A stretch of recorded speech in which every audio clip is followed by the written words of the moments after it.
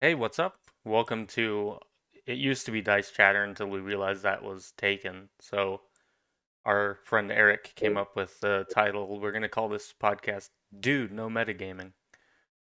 Um, I really enjoy the title, and we're here with a full crew today. We're just gonna go from top to bottom in the uh, Discord there. Daniel and Chanel, say hi. Hi. And then we also got Steven. Hello. We got Eric, Howdy. and last but not least, Jaime. Good evening, everyone. And Good evening. Good evening. Possibly at least. Yeah. Um, you guys want to just hop right into it when get into our topics? Yeah.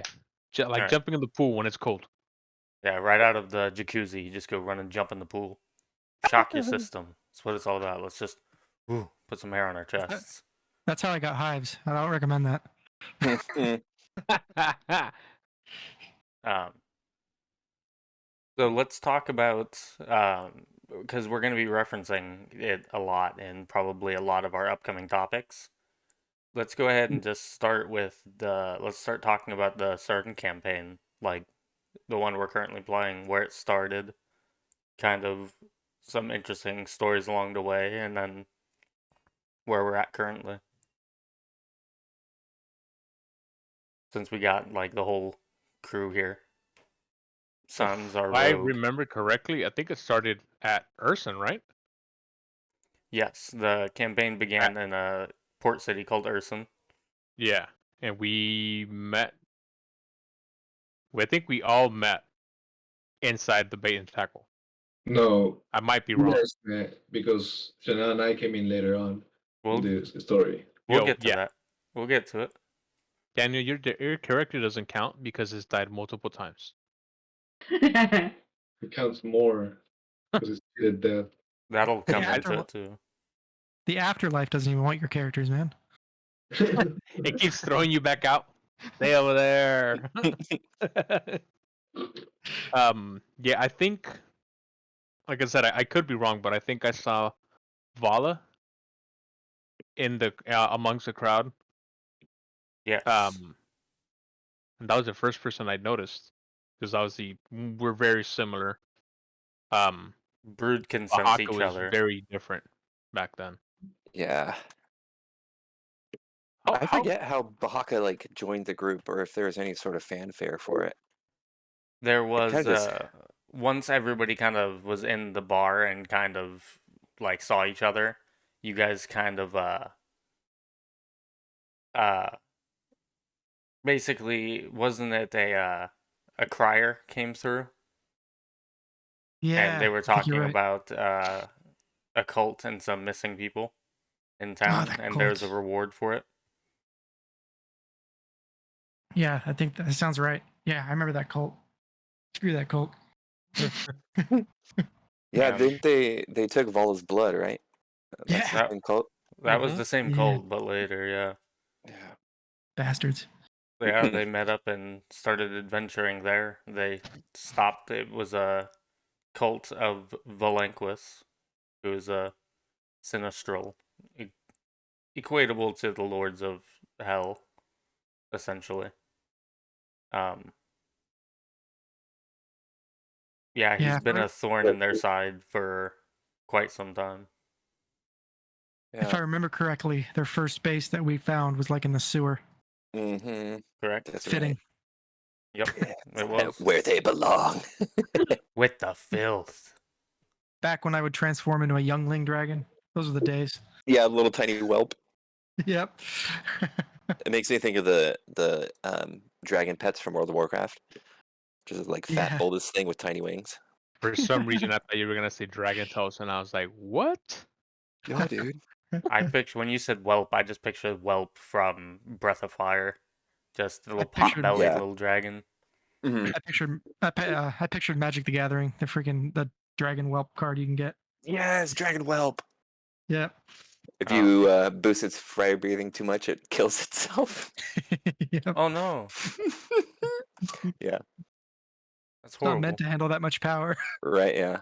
It's just like spending its life force to make fire breath. Oh But god. yeah, they stopped the cult and then decided to work together from then on, and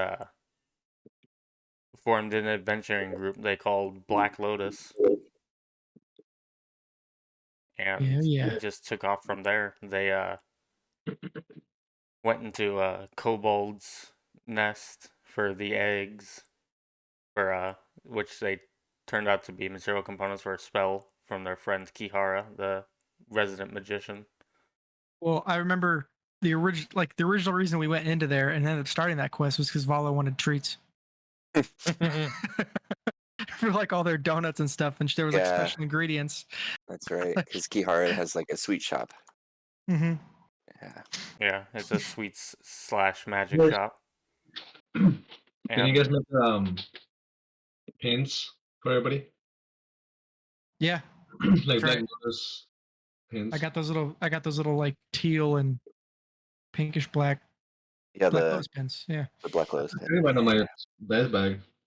yeah, Yeah. Steve, when they formed the guild, Steven made pins for everybody. I have it on my D&D, my DM's I have it bag. on my messenger bag. Yeah. Yeah, they go hard with their guild, and then eventually their guild went abroad, and because the main human kingdom is an island, and they have one city that's on the mainland of the continent. Um, it's basically like a Hawaii U.S. scenario, and the one city on the mainland is Urson. So they took a cruise across the ocean and ran into tribals where they ran into Buck and Doe, who were traveling the world trying to gain knowledge, if I'm not mistaken, just because they're super curious. Mm-hmm. Yeah. They help the barbarian tribes, fight off a rival barbarian tribe. Well, because first they met with Usher. Usher was the first person they kind of met, and then eventually the group met up with Usher, and then Usher was like, "Hey, these are these guys."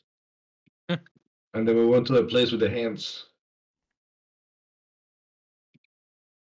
Place with the hands? Yeah, remember it was like those people, and they had like a room full of hands on the walls. Yeah, the elder had the hand paintings, prints on his cave wall, Oh yeah. because Buck and Doe wanted to talk with the tribal elder. And yeah, you guys sorted that out, came back across, um, saved the city from the Shadow Realm basically tearing its way through. Then what happened next? That's when you went to go find the master bladesmith. This is the quest after that. Where we climbed to the top of the mountain, right? Yes, you went Yeah. inside and climbed it from the inside. Buck and Doe this is when Doe died for the first time. Hmm. Like Steven said Yep. in episode 1, Buck and Doe were jumping across magma pools, and Doe failed her roll, Daniel, and just made a little sizzle as she just disappeared in the magma. The more people listen to this podcast, the more they'll see this as a recurring thing. Any story with You Buck just and can't get Doe. away from it. No, you can't. Any story that starts with Buck and Doe is going to end with death. And they got to the top, got their weapons and armor forged, came back, and that's when they ran into Mabel when they were trying to scrounge up money to resurrect Doe. So that's when Chanel joined the campaign, Yep. fronting the party 20,000 of the 25K that they needed to resurrect Doe. Yeah. Very generous of her. Thanks to Buck. Buck hustled her. No, he didn't. No. In fact, Vala still has some of her money in her on her person. She's been keeping for her. Yeah, I Vala's just- not the most responsible with money. I just picture Vala like this huge, fucking beautiful dragon, and she just picks out like a little coin purse and just opens it with her little claws, just taking out the money to pay back. Like, here you go. No, Vala seems like the type to bookkeep, and I like that you do that, Steven. That's funny. But yeah, and then Buck and No get resurrected. Gosh, they set out on even more adventures. What was the one right after you guys met Mabel? Was that the war? Huh. Basically? Yeah. Yeah. We used Yeah. Mabel's money to bring them back. Used Mabel's money to bring Doe back, and then Which I don't Vala think Mabel's got... still been getting paid, has she? No, she's yet to be officially given 20,000 back for that specifically. Yeah. But you guys... Take it out of Buck and Doe. You guys have treasure that you guys have put towards the pile. I think each of you have said, I'm setting this aside for the guild. Yeah. So, yeah, Yeah, then they went we and threw in a lot. This last session, sorry to cut you off. Last session on Saturday, I put in a little bit over 10,000 into the guild fund. Nice. yeah, him and Steven made quite a killing offing their treasure. But yeah, you guys went and fought in a war. The army, followers of Valanquist, more followers of Valanquist. He's like the god of Inquisition, and think Hextor. If you know anything about Greyhawk deities, he's like Hextor. Just the god of like martial law and just domination and inquisition and power.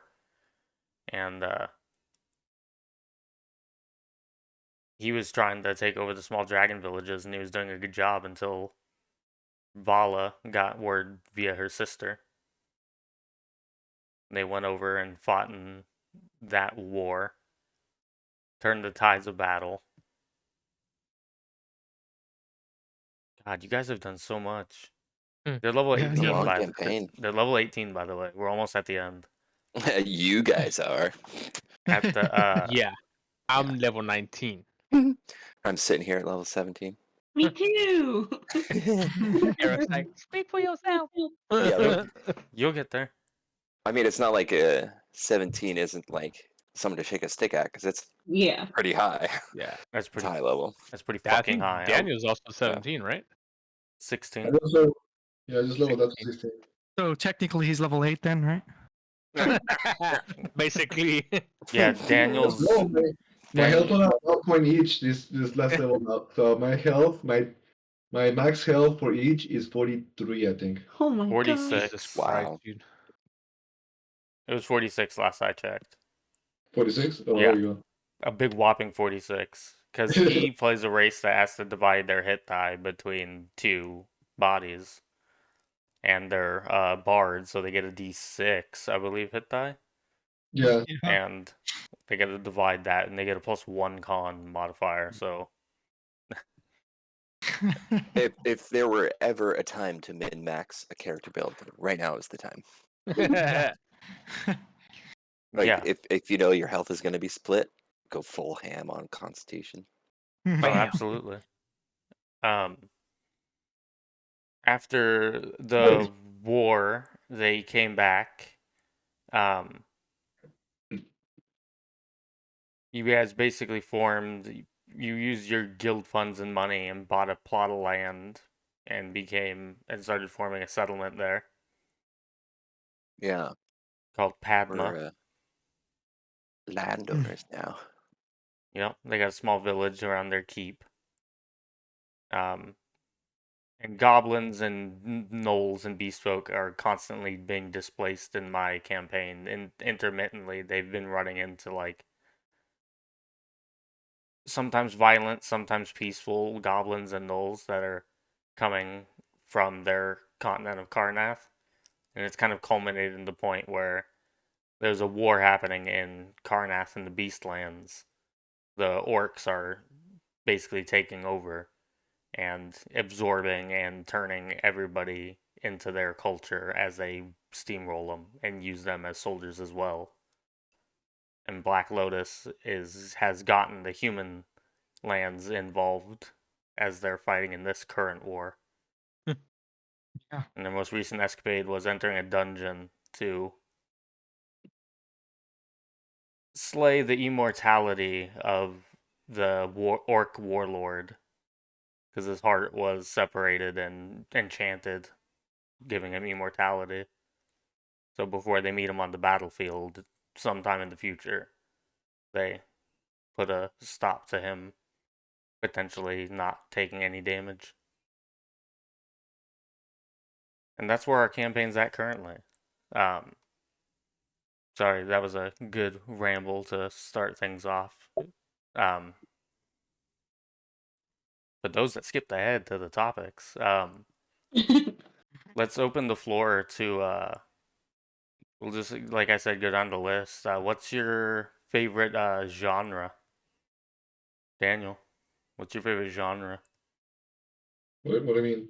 Like mystery, gritty pulp, like high fantasy, Are we talking sci-fi. in general? Well, yeah, this is the tabletop campaign, man. Come on. Mhm. Sorry, I just wasn't sure how to go with this. No, your favorite movie. My favorite genre is, dude, when it comes to tabletop RPG, I don't think I have a favorite genre. I'm just very personally very um role play biased. So if I have a session when it's just me reacting to a mirror, like I don't know, just reacting to the scenario, the scene of for a whole session, and there's no conflict or anything, I'd be completely happy. I'm very like detail oriented as far as role playing. So you're more like a slice of life. Yeah, I think so. Okay. I think yeah. I should Okay. run a high school anime campaign for Daniel. I also Dude, agree. if you run that, I am so down. I'll be the delinquent tomboy girl. There you go. Not that that's a fetish of mine, shush. Get out of my head! Get out of my head! Chanel, do you have a favorite genre? I mean, I haven't played much, so Well, well, as much as everyone else. I think fantasy for sure. Is it just something about just like wizards slinging fireballs and knights fighting dragons and just, Yeah, yeah, I feel you. I want to be a knight. dude, I want to be a knight too, but my next campaign that I ever play, I'm gonna create a knight. I don't care if it sucks. Knight is a good class in 3.5. It's very defensive. Like you can challenge people to duels and like impose like get bonuses, I think, based on the Really? challenge. Yeah. Yeah, I keep looking you into that. Everybody keeps saying that being a knight sucks in every campaign. In No, every. That's fun. And then you get yourself the magic shield. I forgot the name of the ability, but it floats next to you so you can wield two-handed. Ooh, But I want to be like a riding knight, like an actual knight. dude, be a fighter and specialize with just like mounted combat. Ooh. Um, but fantasy's a good answer. I I'm with you, Chanel. Fantasy's kind of like my jam. But moving on to Steven. Steven, what's your favorite genre? Definitely high fantasy. Yeah, I've recently had an idea of a campaign I'd either want to run or be a part of, which is like an isekai type thing. Like it's a yeah, it's like I would love to do that somehow. Like based on whatever your job was in the modern world, could depend like what your class would be in the world that you end up being teleported to. Like That's kind of cool. something like that would be a lot of fun. But as far as what I've played and stuff like that, high fantasy far and away, and that's across many platforms. Oh gosh, this sounds awesome. What would you be? What would we all be? Oh man, I thought about this and I completely forgot. I think I'd be a a cleric of some sort. So my character probably would have been a doctor or something like that, or even a preacher, like a priest. Oh, I thought you meant like based on our real life, like we No, have to. but no. Based on but your real life is in the game. So you'd create a character Oh, that's in like modern day. Yeah, And yeah. okay. I really like that idea. Yeah, that sounds like it'd be a lot of fun. Eric, you got a favorite genre? I am all for fantasy. I like. I feel like it's really hard to do properly, but I like high fantasy with like magic is everywhere. But if magic is everywhere, then things like if people can just conjure water, like conjure like drinkable water, like that affects so many other parts of life. Like if some kid is just like, oh, I can do cantrips, yada yada yada, and then magic is just ubiquitous. It's like, okay, how does that affect like society and like the world? But I also like low fantasy, where perhaps the player characters are the only ones with like any magical or like extreme abilities. But Right. fantasy for sure. Like the previous campaign where you guys played gods and you're shards of the one god's power they played as, so each represented a facet of reality, and they were like the only ones that had divine magic in the world for the first time in like a long time. Yeah, that was cool. It was amazing. Yeah. Jaime, do you have a favorite genre?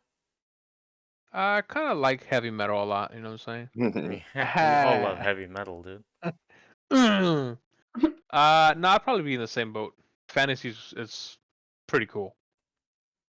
It's very like open, I guess I could say it. Yeah, there's a lot you can do with it. Yeah. Nice.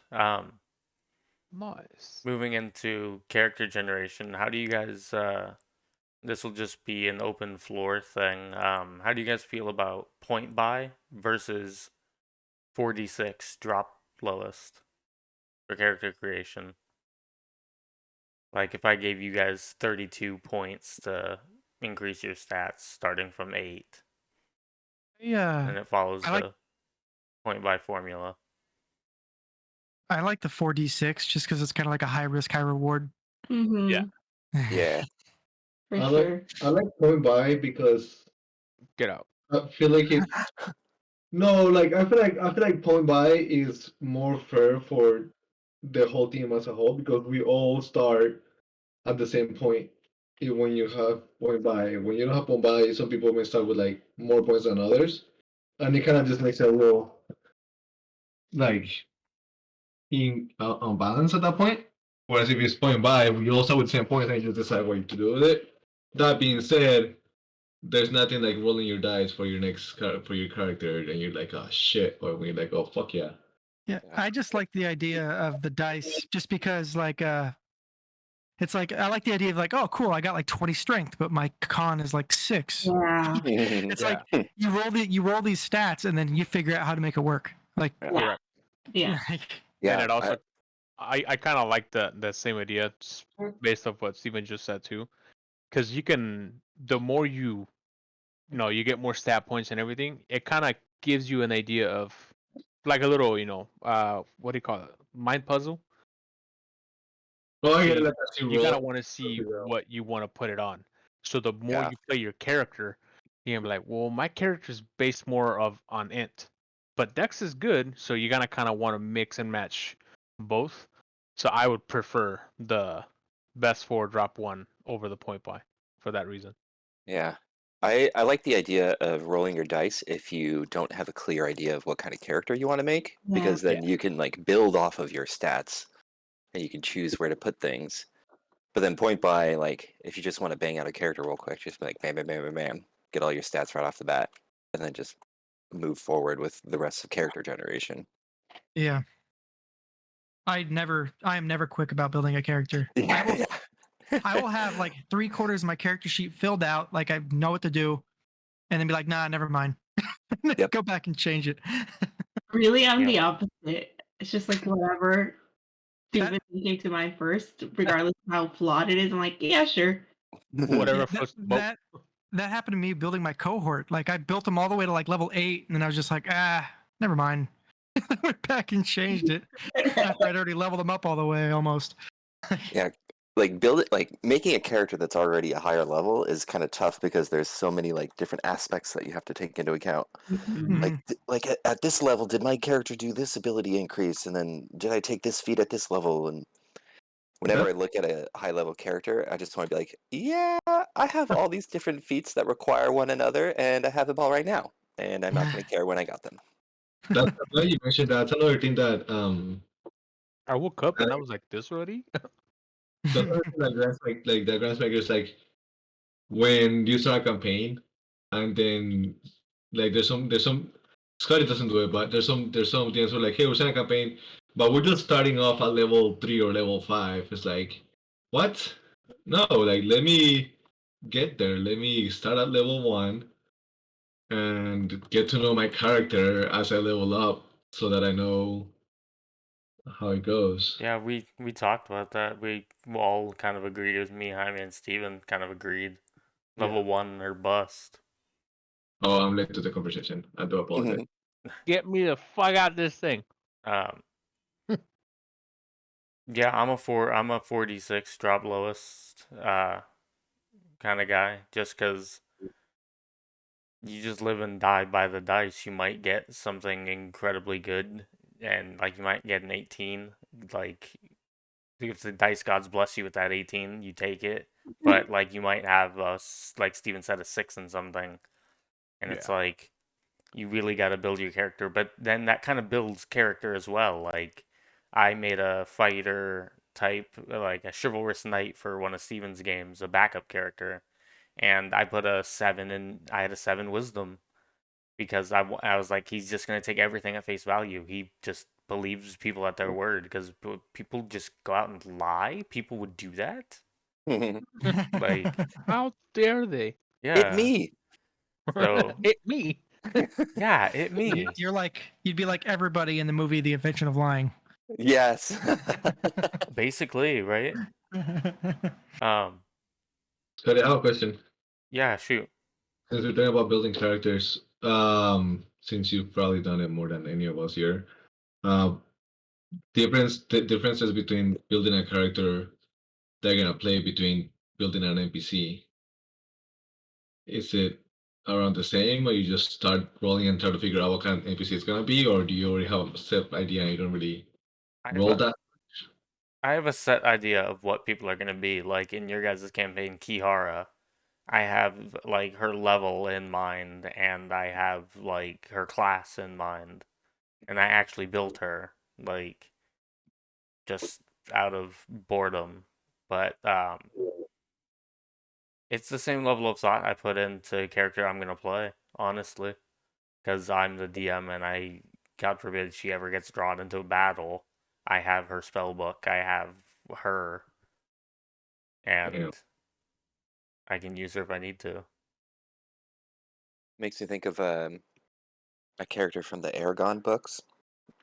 It's very similar. She's a shop owner, and she's like mysteriously powerful. And then she ends up having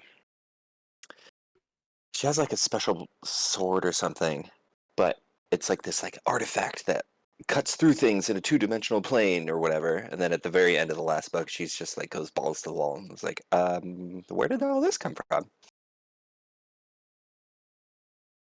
Those are I've only heard good things about those books. Yeah, I mean, if you're a fan of just a whole big mishmash of different like fantasy tropes, the Aragon books are pretty good. I'm a fan of fantasy tropes. Yeah, right. I live for Yeah. that shit. Um, so coming off the point by 4d6, we all got our feelings out there. Let's go into a regular thing we're gonna keep trying to do. Am I the asshole? I'm gonna post a link in the Discord, and you guys can read along with me, and we'll discuss it afterwards and decide on who's the asshole. All right, you guys ready? Yep. Yeah. Here goes the link, and I'll read the story aloud for the class. Okay, so I got into an online campaign. We rolled dice, and instead of the standard array, my scores were, I kid you not, 12, 10, 10, 9, 9, 7. The other players were pretty lucky. Dwarf had rolled two 18s, so already had two 20s at level 1. Another player also had a 20 at level 1 and no negative score. And third didn't have a 20, but their lowest was a 14. I asked the DM if I could re-roll since the other party members got really good rolls, and they told me that I couldn't do so. I just got unlucky and had to deal with it. But I could try again if the character died, which would be easy due to the low scores. Now, I already wrote up a backstory, so I didn't want to ditch it. I asked if I could just get my character killed, why not just skip that part and try to re-roll, or at least use the standard array. I was told again no, and that having some party members be stronger than others is just part of the game, and you can see that in most stories there are stronger characters than others in the same team. I said I didn't want to be side charactered in the story with the standard array. I would still be weaker. I still got a no, so I said I'd rather not play. They told me I was just being a bad player and that randomness is a part of the game. If I'm not going to embrace it, then I shouldn't play D&D and find another hobby. After that, I just left the group, but I still think about it. Am I the asshole? Oosh. Hmm. Wow. I Open don't that think up for class. I mean, Right. I don't think so. If your Yeah. DM is hardlining that all the other characters in the group are powered and then your character is just weak, Yeah. no. Your DM should allow you to at least make an attempt to make your character a similar Playable. power level to everybody else. Yeah. Yeah, that's like a red flag for me for like a DM, especially Yeah. if everybody got that air quotes lucky in an online campaign. I doubt they did. He's probably the only one who rolled honestly, which is why his scores are so low. It's what I went by because everybody gets it even, and it just depends on how you assign your points to avoid this kind of thing. But it's also kind of fucked up. I think that the thing that got it the worst is when the DM was like, "If you can't do this, you should not play D&D." If you can't handle being weaker, it's like I don't mind being weaker, but like not Yeah, because like everybody rolled god tier stats and I didn't. yeah, I'm actually with the DM on this one. Yeah. Like to an extent, like if you're already like with this group and you're starting to roll randomly, you understand there is a chance you will get low scores, and I feel like you should already have that conversation before all this happens. Like if you get low scores, you got to kind of deal with it. Like, and just work with it, man. You don't know if it's gonna be fun or not if you don't give it a shot. So just play it, see what happens. You never know. yeah. I mean, you can, and that's kind of usually how it is. But just I feel like what makes it different in this scenario is that everybody else happened to get it. So at that point, it's not like, oh, we're all trying to figure this out. It's more like, okay, so everybody gets amazing shit. I'm just kind of here now. He does. Like you say, I don't want to be a side character because at that point he becomes the only side character on the thing. I think just like it's kind of sad where it's like the DM said he could re-roll with if he dies, which is going to be pretty easy. It's like why waste that time if you know as a DM that that Yeah. character is so weak that it's going to die within like the first session. Just have him fucking re-roll. At the same time, it's like that could make for good story in game. Like the way your character dies or goes out and something happens, like crazy happens, that could be like laughs later. Like Yeah. you could just be eliminating that entire possibility and never experience it. Like Hurtful laughs. Another part of this, like Daniel's character, it's terrible. I mean, that that's it a dies great all laugh. the That's a time, great but laugh. it's hilarious. another part of this that I would like to hear is I wish I could know what the other players think about that scenario, because one Yeah. thing about a DM is he has to try to balance things so that everybody at the end of the day, what matters is that the players enjoy their characters and enjoy their game. So if maybe that guy was saying that, but everybody else was like, "No, dude, sucks to be you." I could see how the DM might be pressured into be like, "No, sorry." But what if like everybody was like, "Yeah, I don't care, we roll, dude," and the DM was just hardlining it for his own sake? I think that'd be probably even worse. Because at that point, he's not thinking about the players. He's just, Thinking about himself. yeah. was power happy. I I guess. also just wonder what the expectation was when they rolled. Like I think one of you guys said, were they already aware that hey, it's gonna be random, so just whatever you get, you're gonna have to suck it up and play. You're not gonna be able to re-roll, and that's just it. Or that wasn't addressed when they started making these characters. Yeah, that's one thing I always like speak for. It's like if you're playing with players or a DM you don't know, like before all this starts, you need to like talk to each other, like Yeah. what to expect. I mentioned this in the last podcast. It's like talk to each other, like the DM talk to the players what to expect from them. Players talk to the DM what to expect from him or her. Like this needs to be spoken about. Yeah, this is all session 0 type stuff, Mm-hmm. which should be Mhm. discussed before the campaign starts with everybody. It is a little bit of an odd scenario though, because I mean, I feel like we talked about what it is.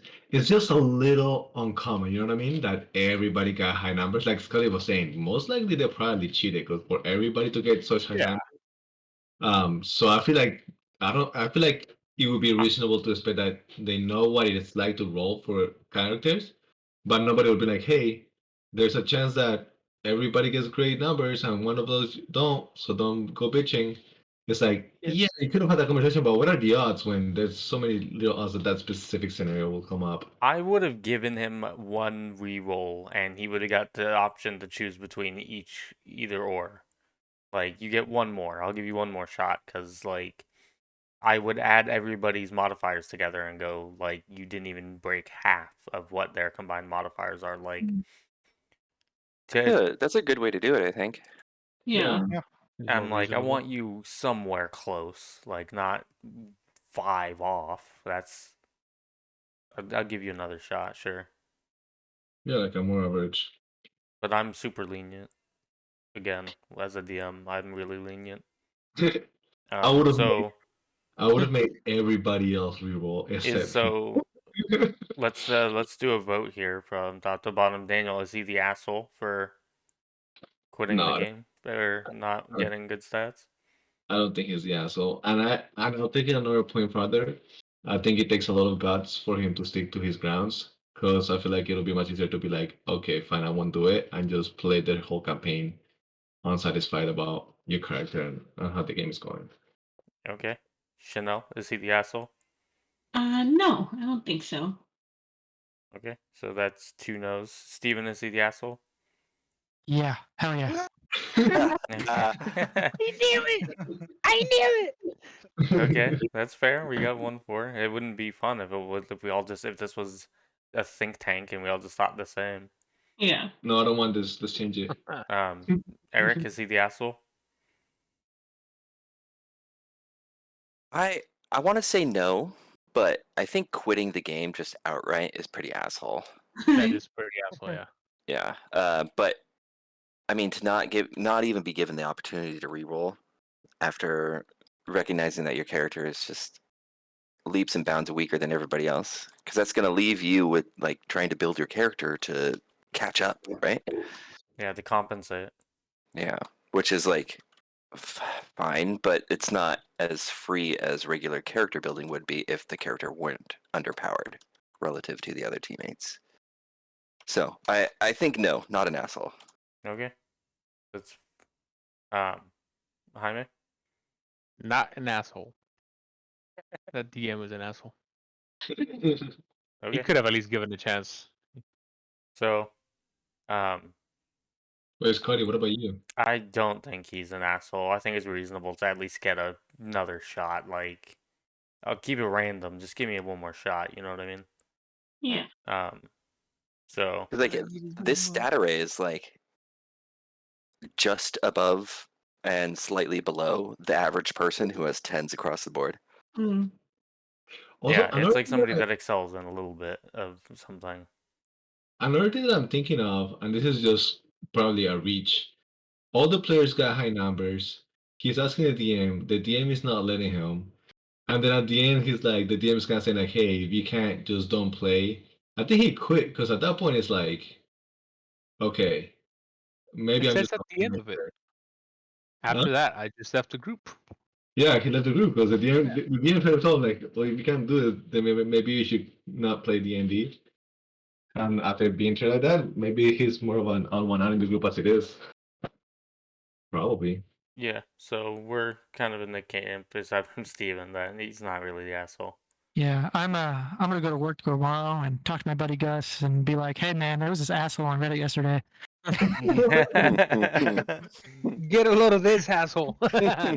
um, so stepping out of am I the asshole, let's move on to the next topic. Let's tabletops and let's talk about age. How say somebody wanted to bring in like a cousin of theirs who really wants to play or something and they're like 16. Like what's the age like limit like as older adults, us in our 30s now? Is that just like a no-go for you just based on the age, or are you more Dude, open to more people playing? I I don't really know what the cutoff would be. Like as someone who got brought in myself by like a teacher to play originally, I'm all for bringing in new people as long as it's like don't like do it last second where the DM thinks he has to like change plans now because there's a younger person in. Like that's something you'd like talk about ahead of time, or if it's mid campaign and you feel like a younger kid could like handle it, obviously talk to the DM, but bring him in. Yeah. But again, I don't know what the cutoff age would be. Like, I don't think I'd do it to like a 12, 13-year-old, but I mean, 16, yeah, I'd probably let him join in depending on how the players and the DM felt. Like you wouldn't want a 10-year-old playing Yeah, and having exactly. this. Like, put it for example, if you have a 10-year-old playing with, even a 15-year-old playing with this, their attention span is gonna be like we're having another Daniel. No offense, Daniel, but your attention span is like off the charts. huh? You're thinking about one thing with your character, and it's like you're literally playing Buck and in real life. Dude, I don't think I don't I'm completely okay with. I don't think there's an age limit. I feel like I feel like the experience of playing D&D is such a welcoming and such a like door opening experience for in so many different ways that I feel like it's worth whatever annoyance might be of playing with a kid. The only thing that I think would be a factor if I wanted to bring somebody that was really young is obviously if you're bringing someone. I would bring someone that's 7 years old. I don't care. But the only thing is who I'm bringing them with. Like, am I mature enough to keep my shit proper for this kid while playing? Am I co-players mature enough to keep their shit mature enough for this kid? Probably not for me, but But that comes to the question of are they going to alter your whole tone of the game? Yeah. oh, Like absolutely. how mature is this kid? Yeah, I Yeah, think there would I be would a. say like, if you're thinking about doing it, sit down, think about your campaign, everything you've gone through, and try to rate it like a movie. Oh yeah, I love If it's rated too obviously mature, probably don't let them in. Like, yeah. because yeah. you don't want to change your tone of the campaign mid campaign because it could ruin it for the other players. hmm I will have that conversation with everybody else in the game. I'll be like, hey, like, because what if everybody else okay? What if everybody else was okay with it? And be like, oh, okay, cool. We can bring this person in. Well, But yeah, absolutely. sure, if everybody was No. if if everybody was okay with it, sure. And if I deemed them mature enough for the Yeah, sessions I was going to be running, sure. yeah. I mean, I Or can quickly change my tone to PG-13 very easily. Like it's No. like it's like James Bond. You just don't show blood, and you can kill as many people on screen as you want. You know what I mean? that's true. Um, Or plan B, you could probably just talk to your friends and be like, hey, do you guys mind if we start a second campaign for so that we could play with this kid? that's a lot And to then be like, ask of people, though. Yeah, it's hard for a lot of people to get together sometimes, Yeah. even just for one campaign. true. We're adults, Daniel. I'm I mean, sorry. it does never hurt to ask, but I mean, Yeah. don't expect it to go the way you'd want it to. I Right. think if you're gonna bring in a younger player, they just have to match a maturity level of the rest of the group. Yeah. Like I think I'd probably be okay, even if it was like a 12-year-old. But if the 12-year is gonna come in and it's got like, cool, I'm gonna play as a barbarian or a wizard, I'd expect them to be playing with the mentality of like of an adult or somebody that's gonna be able to get the best out of the player Because if we're in battle, I don't want to rely on. Am I gonna have to save this person and then try to save myself, or is it every man for themselves? You got to let them learn. Yeah. Yeah. They got to learn. Yeah, but then we do that, and look what happens now. 5 times reviving people. Mhm. Haha, got him. My first character got swallowed whole. I learned quickly not to do that again. But have you done it again? Yes, inadvertently in one of our most recent ones. But I had a way out of it, but it ended up getting killed before I had to do it. So People don't learn. So yeah, that's the age discussion. I think we got a good consensus. Kind of just be mature if you're gonna be bringing younger people into the group, but also let them know, talk to them, let them know the tone and shift of your campaign. Um, let's hop into how do we feel about player versus player interactions? I'm talking bluff checks against somebody's will save. I'm talking sleight of hand to steal somebody's gold. Like, I want Eesh. to attack this person. Like, Oh, how do we feel about PvP? Starting on the board, Daniel. How do you feel about player versus player? Unpopular opinion. I believe very heavily on the stats of the character. Because I personally, I'm always on the side of, hey, the point of D&D is that you get to play people that you cannot be in real life, and that I think comes along with personality and skills as well. So a lot of times in game, like maybe in real life, you wouldn't be able to notice something, but if your character has has high stats on that on spot checks or charisma checks and that kind of stuff, then even if it's a player versus player, there's just a little troll because even if it's fairly on the other way around too, if it's player versus player, and you very obviously know that another player is like doing some shit, but if your character is dumb and aloof, like you get a roll and they wouldn't notice, even if you notice in real life, because you're playing your character, you're not playing you at that point. So you're in favor of player versus player? Like rolling, yeah, not fighting, but if Everything else but fighting? yeah, I'm not in favor. I don't think there should be conflict players versus player because at that point it becomes kind of uncomfortable in real life. Whereas I believe that in game it should be either a team of sorts. Well, yeah, that's kind of what we're getting at. Like, how do you feel about it? Like, does it have a place? No, I don't think it does unless you make that the point where hey, in this campaign I'm gonna be the villain. So are we all okay with me being the villain? It's like yeah, it's like all right, this should be fun. Let's see what happens. But if it's not that clear, it's like because it's also kind of like a waste of time on if you spend 3 months almost dying or potentially actually dying for this character who just one day is gonna turn around and stab you in the back. there's enough Yeah. of there's enough NPCs for that. Okay. Whoa, Um, that was dark. Chanel, how do you feel about PvP? um, for me, it's just was it an expectation when you started? Like, were we all aware that that was something that was going to be allowed, or are you just going to be blindsided one day when that happens? I don't mind like small banter, like maybe you're trying to trick someone and it's lighthearted, but like player on player violence, it's not mine. It's not for me. Yeah, that's a fair point to have. Um, Steven? yeah, I'll kind of go off what Chanel said. It's like, yeah, it kind of depends. Like if the group together is new or if they've been together often, you kind of know what to expect. Um, but I'll assume it's like a new group. Then I'll say it's for the most part, it's not okay. I mean, everyone's still kind of getting their own bearings, doing things, and you don't really know each other yet. You don't want to try and ruin the thing for somebody else.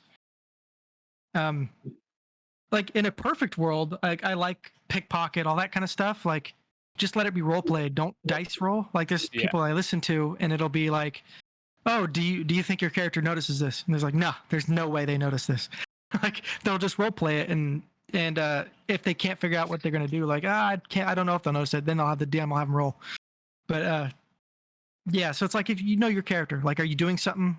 Like, if you are and you like really focused on it, you're probably not going to notice. Let DM know you're not going to notice. Be honest. Yeah. Sure. Be upfront about it. Mhm. Eric, how do you feel about it?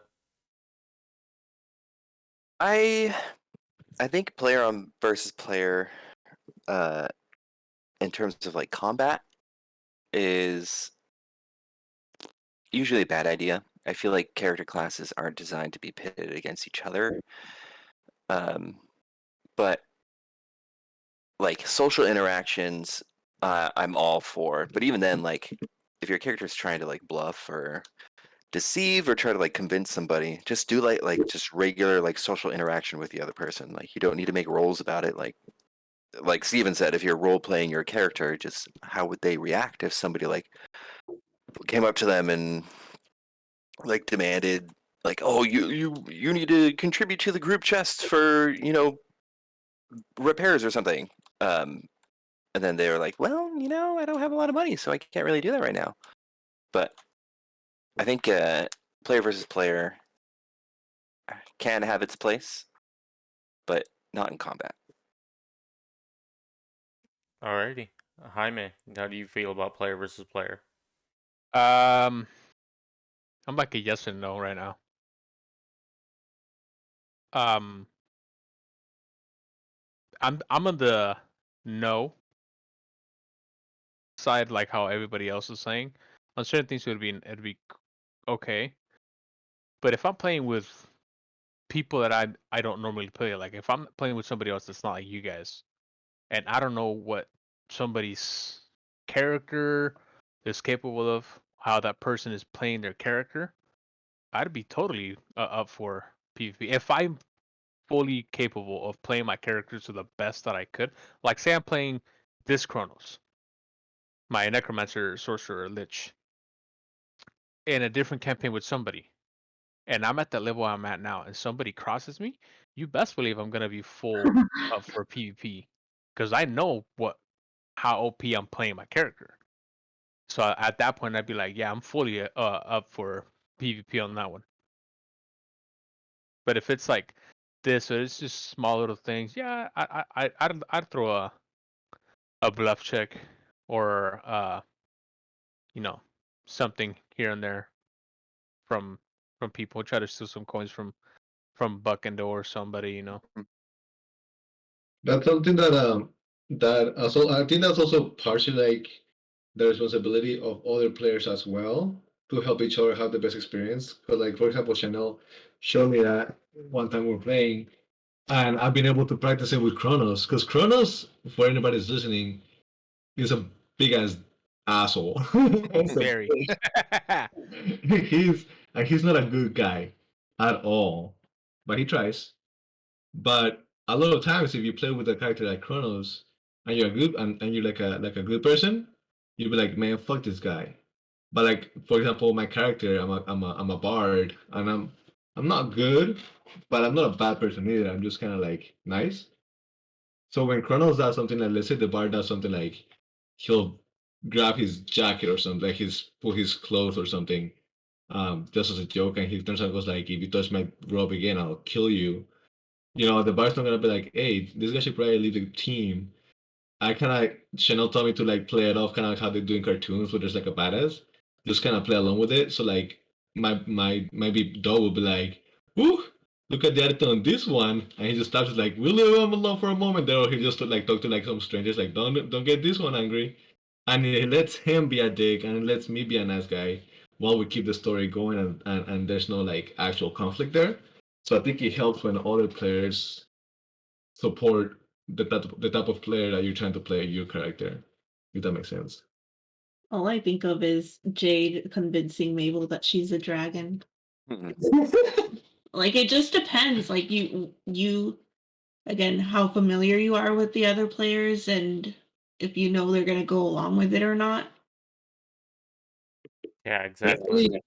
Definitely, if you're playing D&D, I would definitely tell people, hey, you gotta learn to like that one movie, just go with it. Like you gotta learn to just kind of go with the punch and be like, okay, this is what's happening. Because sometimes if you get too fucking close, and I'm a sinner for this one, you get too focused on what your idea of things are, it really gets in the way of you being able to play your character and to play the game, and it's annoying for everybody else too, as well. I think if you're thinking about like player versus player, just think, is this going to add to the fun or take away from it? Yeah, Yes. I think Yeah. that's the bottom So, line. Um, let's move on to the next topic.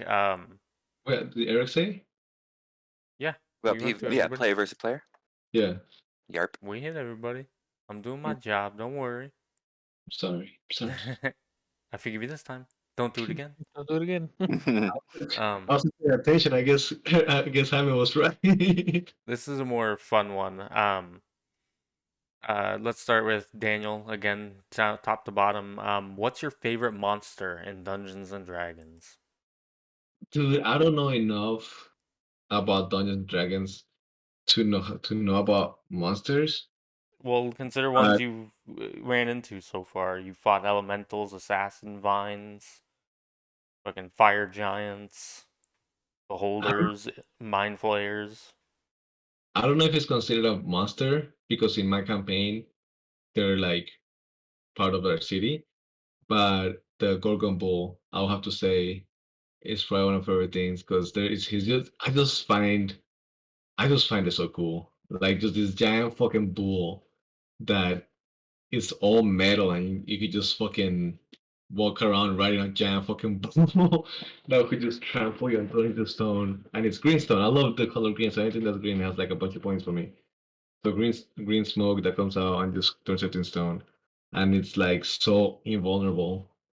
Um I just every time I think about the Gummer Pulse I get so fucking like I want one. Yeah, I know. You made them a big point in your game. They are pretty cool. Um, Yeah. so we got a Gorgon Bull. Chanel, what do you think your favorite monster is? Um, hmm. I don't know. I mean, I think the ones that have stuck with me have been the vampires just because of all the level drains. Yo, vampires are no joke. That and like I forget what it's called, but those the monsters we fought that if they kill you, you come back as one of them. Oh, a Bodak? Yeah, those are also really scary. Both undeads, too. Yeah, I think those both of those have been my favorite thing to hate. Love and hate are two sides of the same coin. Yep. Bow, bow. Steven, what's your favorite monster? Far and away, the doppelganger. Hmm. I love doppelgangers. They're cool because sometimes you just never know what they are. And what's cool is like how they reproduce. Like they literally just mate with like females and like human females, essentially, not the female not knowing what they are, and just leave the baby with them to raise for them to raise it. Oh no. Yeah. Um, yeah, I don't know a huge amount about D&D monsters, but the little bit I know about them, it's like I really like them. Yeah, there's a whole side story about doppelgangers in Baldur's Gate 1 and Durlag's Tower, and it's terrifying. It's a man's family who is replaced by these monstrosities, and like Yeah. he has to chop them down, and it's the visages of his family and what it does to a man. It's like, the fuck doppelgangers, dude. It's a good choice though. They look like little gray aliens in their normal form. Yeah, they do. Eric, I know you have some experience DMing too, so you've thumbed through the monster manual. What's your favorite monster? Yeah. Um. Gosh. I had a It's not. I guess not really a campaign idea, but an encounter idea about cloakers that I really like, and I keep thinking about it. But I didn't realize that cloakers were intelligent creatures, and like in the lore of D&D, they have a city in the Underdark. Oh my gosh, they do? Yeah, like it's like what? Huh? This thing that like flies down and smothers people? Yeah, because it looks like a Like, cloak that they put on and it just smothers them up and consumes them afterwards. right? Yeah, but yeah, they have a fucking city, and I'm like, oh, bewildered by all these things that I didn't realize about D&D creatures. But yeah, I'm all for cloakers right now. Well, they kind of play into the doppelganger thing too, because they can just hide as like a cloak just on a rack, and you don't know any Yeah, better. and then they're like variants of cloakers. There's one that hangs on cave ceilings and looks like a stalactite. Oh, geez. Yeah, You just That don't even notice. It's crazy. just like a army of them, but it just looks like a roof of a like drippy cave or something. right. Yeah. That's insane. Um, Jaime, what's your favorite monster? Um, I would probably say out of all the monsters I've encountered since I first started playing, I would probably say my favorite one is probably the Mind Flayer. Yeah, that's a solid choice. It's you're attacking your enemy's strongest point, the mind. You control the mind. That's it. It's a puppet. Yep, You and they get a get tadpole put in your eye. Yeah. Blah. or they just stick their tentacles on your head and consume your brain. Yeah. Yeah. Plus, they look fucking cool, dude. They do Do look the fucking dope. what was the Davy Jones thing from Pirates of the Caribbean? Where he sticks his tentacles through the guy's ears and nose, and Yeah. it'll weaves him in and out of his head. Ugh, gross, dude. 500 souls. Um, 100. let's see. If I had to pick fucking my favorite monster, it would probably be either the Balor or the Pit Fiend. Mm. I think that's a good, like, solid, high level challenge if you have a Balor and a Pit Fiend and their accompaniment of demons and devils that they would have. I just like that's high level D&D to me is just Balors and Pit Fiends. You have to pick one. They're like they're what they're just the same creature, just one's a devil and one's a demon. They're similar. They're incredibly similar. If I had to pick one, I'd probably pick the Pit Fiend. I'm more of a Good fan one. of devils than I am of demons. Okay. Because devils follow laws. They actually have like rules and interesting things instead of just being agents of chaos and disaster. Um, Because go ahead. no, just repeating what I said. Because that's it. Yeah, I like dude. that. Um, so yeah, favorite monsters. Moving on, keeping it with the favorites. What's your favorite magical item, Daniel? Dude, I'm getting kind of worried. Are you setting up a campaign with all our favorite things? I'm just gonna focus over with it. No, dude. These are just interesting conversation points and topics. Scotty's like, get out of my head! Punching myself at the temples. Ah, ah. It's not real! It's not real! What was No, that? Your favorite magical item? yeah. Doesn't have to I be something you have. It could be something you like read about. I don't think I've read enough about magical items. The only magical items. You can be a basic bitch and say the bag of holding. Kind of skip my turn and come back to me. We'll come back to you. Just remind Thanks. me. Chanel, do you have a favorite magical item? I haven't gotten to use it yet, but the sword you just gave me and the axe of the unyielding. Yeah, that's a good one. Yeah, I like that. And of course, bag of holding, but Yeah, Basic. the sword Chanel's talking about is it looks like a staff, like an oaken staff, but it has like a worked wooden handle. So like when you're walking, it's like a glorified walking stick, and it's got a sapphire at the top, kind of like Jurassic Park, the amber.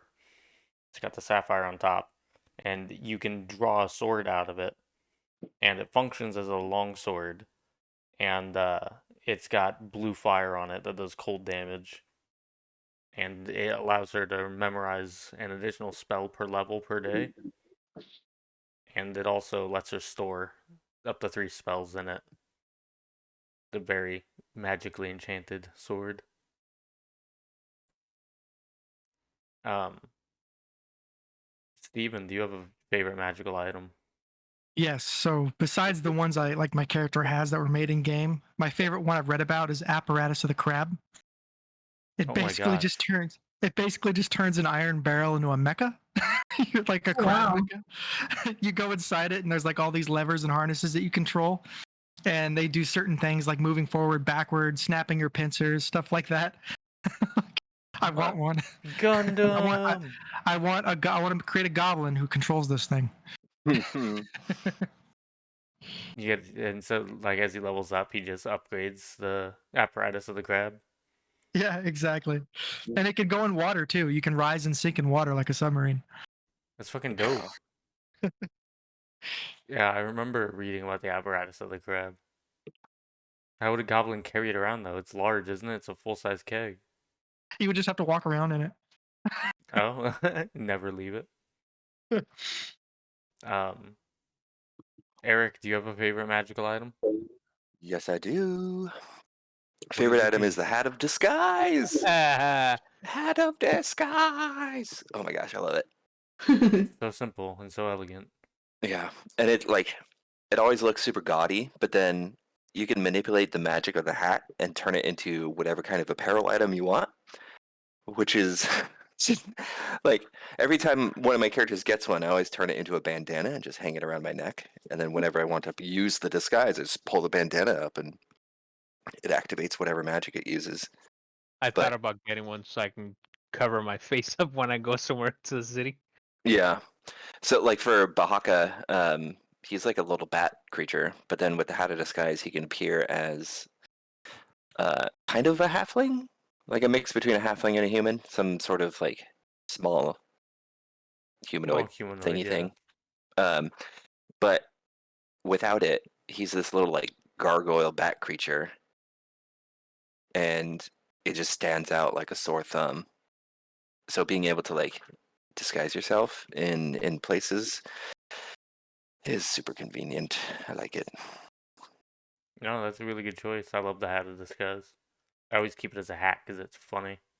Yeah. You just like plop a hat on and you just become somebody else. Um, Jaime, do you have a favorite magical item? Uh, of now or ever? Ever. I really liked my Kronos weapons, like my God Kronos. His his great sword that dealt 2d6 of fire damage, and was it 2d6 fire damage on top of the damage, but it would do 2d6 fire damage in the afternoon, like morning afternoon, and at night it would deal 2d6 of cold damage at night. Or is it no? It was acid damage. No, No, I it was sorry. cold. It was cold. My other weapon dealt acid damage after every attack. I'd probably put that as my first one because that weapon was fucking cool. But for now, I really love my boots. My boots of teleportation. They come in handy on a tight struggle. If I'm Yeah. fully surrounded, It's hard to quick. beat the instant teleportation. It's like we gonna kill you. No, you ain't. What if they beat you up and take your shoes? Like you're Oh, you're in the dude, hood of Urson and they take I your got shoes. mugged. Yeah. That would um, actually say I would probably cry.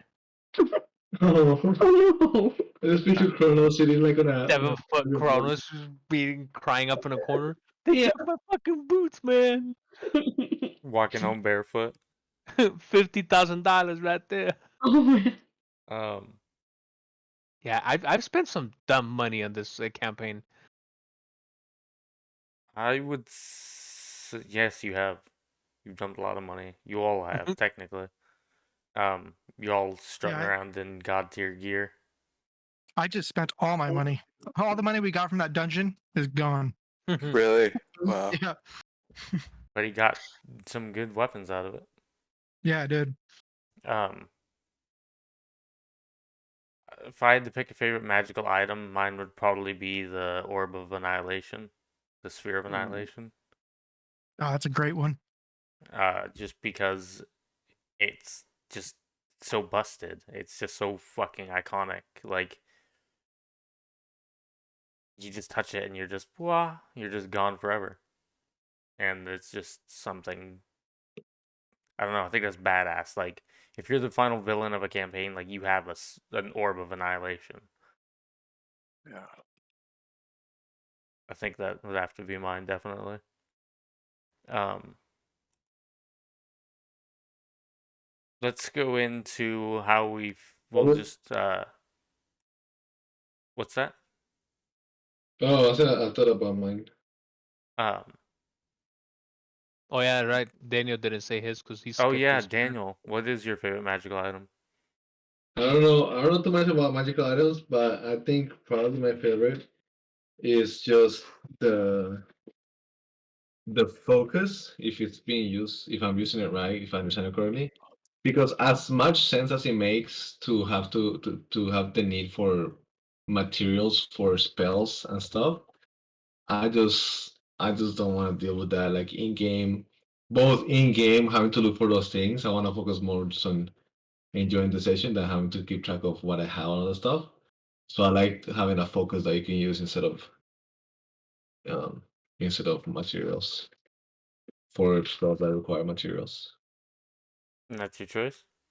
Yeah. Okay. It's a good choice as any.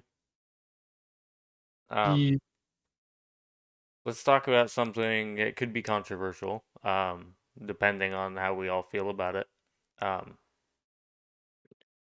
how do we feel about race as a flavor now, and your background matters more so than what you are? Like So this is dwarfs aren't for known for like 5e, yeah. yeah. Like dwarfs aren't known for getting their +2 to con anymore, and their -2 to dex or whatever. I like the idea because it allows for greater character customization, but I do like having or race abilities to Like stone cunning. right, yeah, to like drive home the flavor of a race.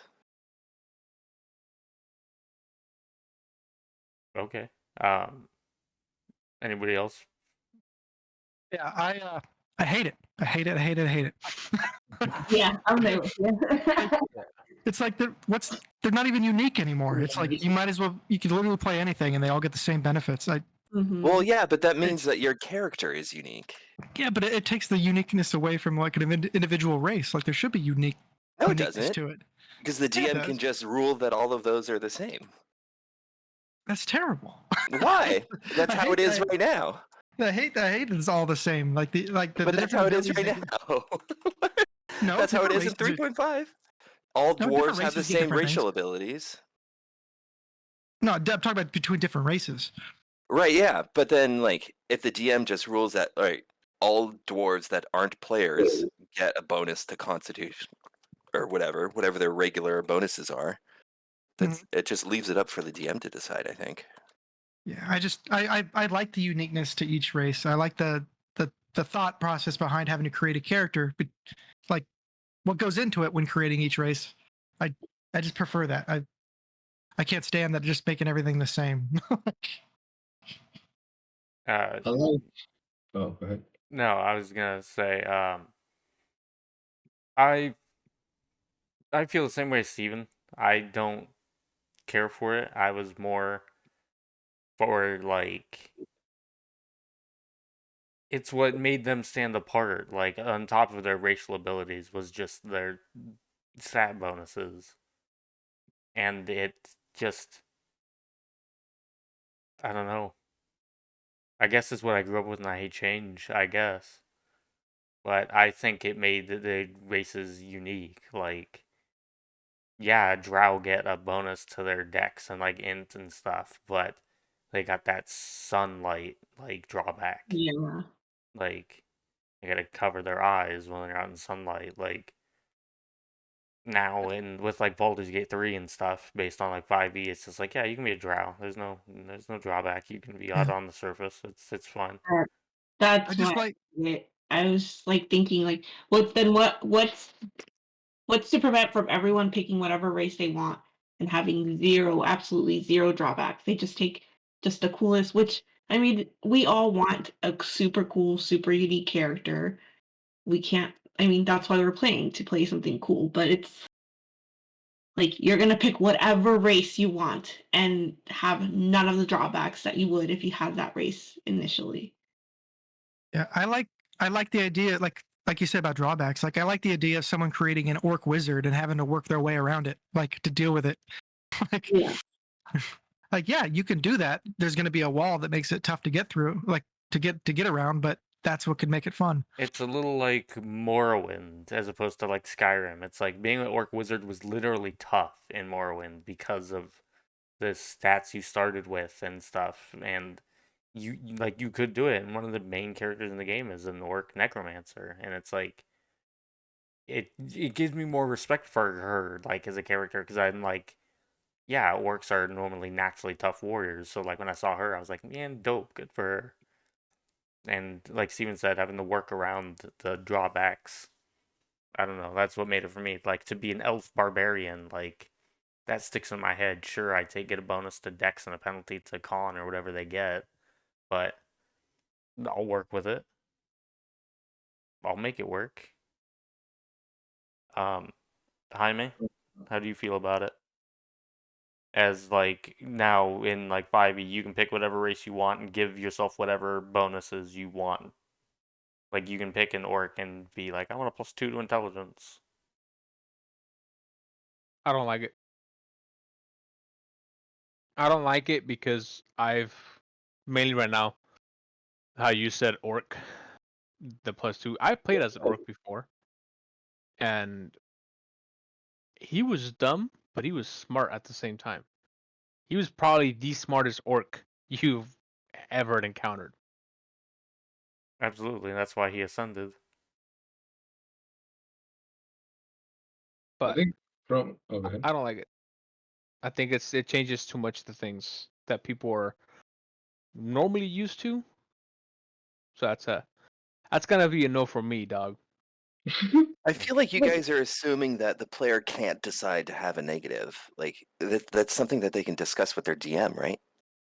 So the dropping the restriction for like racial bonuses and detriments to your stats abilities, that's still a possibility. You just have to talk about Yeah, it with your I DM. So I you're feel like it saying should we're the be. assholes? Yeah, I feel like it should be the other way around. I feel like you should be able to talk to your DM about possibly getting rid of the negatives.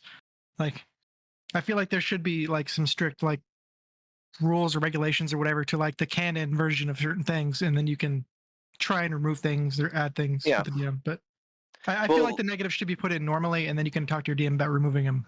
when well, you're if we're creating. gonna talk about like racial abilities that seem to be like built into the, or sorry, ability score bonuses and whatnot that are built into the race, orcs in older editions were like specifically evil creatures. Like the only way for a half orc to exist was that an orc had to abduct and then like rape somebody. Yeah, it's not pleasant. But that's like why would you create a game like that? Like I understand like creating an evil race, but I mean, that's just like sick in That my just kind of mind. talks about you a little bit more. Yeah.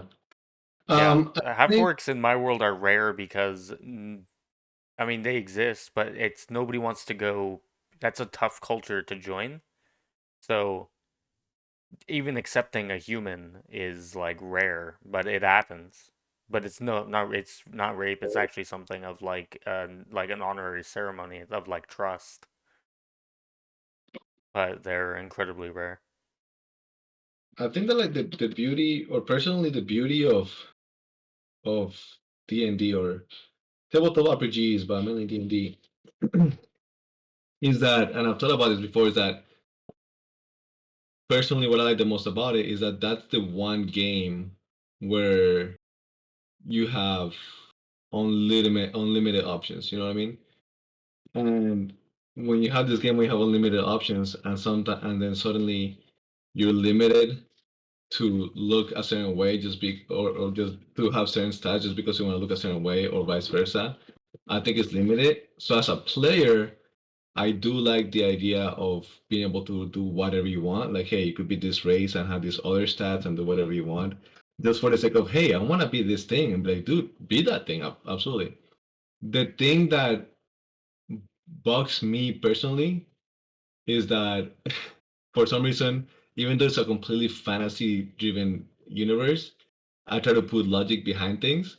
So I'm like, if there's like solid races, like there's orcs and there's drow and there's um um fucking humans and dwarves and everything, I'm like, in a world where everybody had everything, there would be it would be like peace, or not necessarily peace, but they wouldn't really care about those things to a point where races wouldn't be that different one from each other because they'd be pretty mixed up. So I'm I like, if disagree there with are to that. be different races, there would be a reason in the world for there to be such drastic different races at that point, which at that point it'd be like, okay, yeah, if you're gonna be a race, most likely you wouldn't have other things. But from a player standpoint, I like it. From a DM or world standpoint, it's just kind of like, okay, I guess we'll just give people this because why not? But it makes not doesn't make much sense. To me, it just comes down to it's strategy. I mean, it's a tabletop game, but you still got to be strategic about it. If you just everybody just gets everything, and this it just takes away that element, and I don't like that.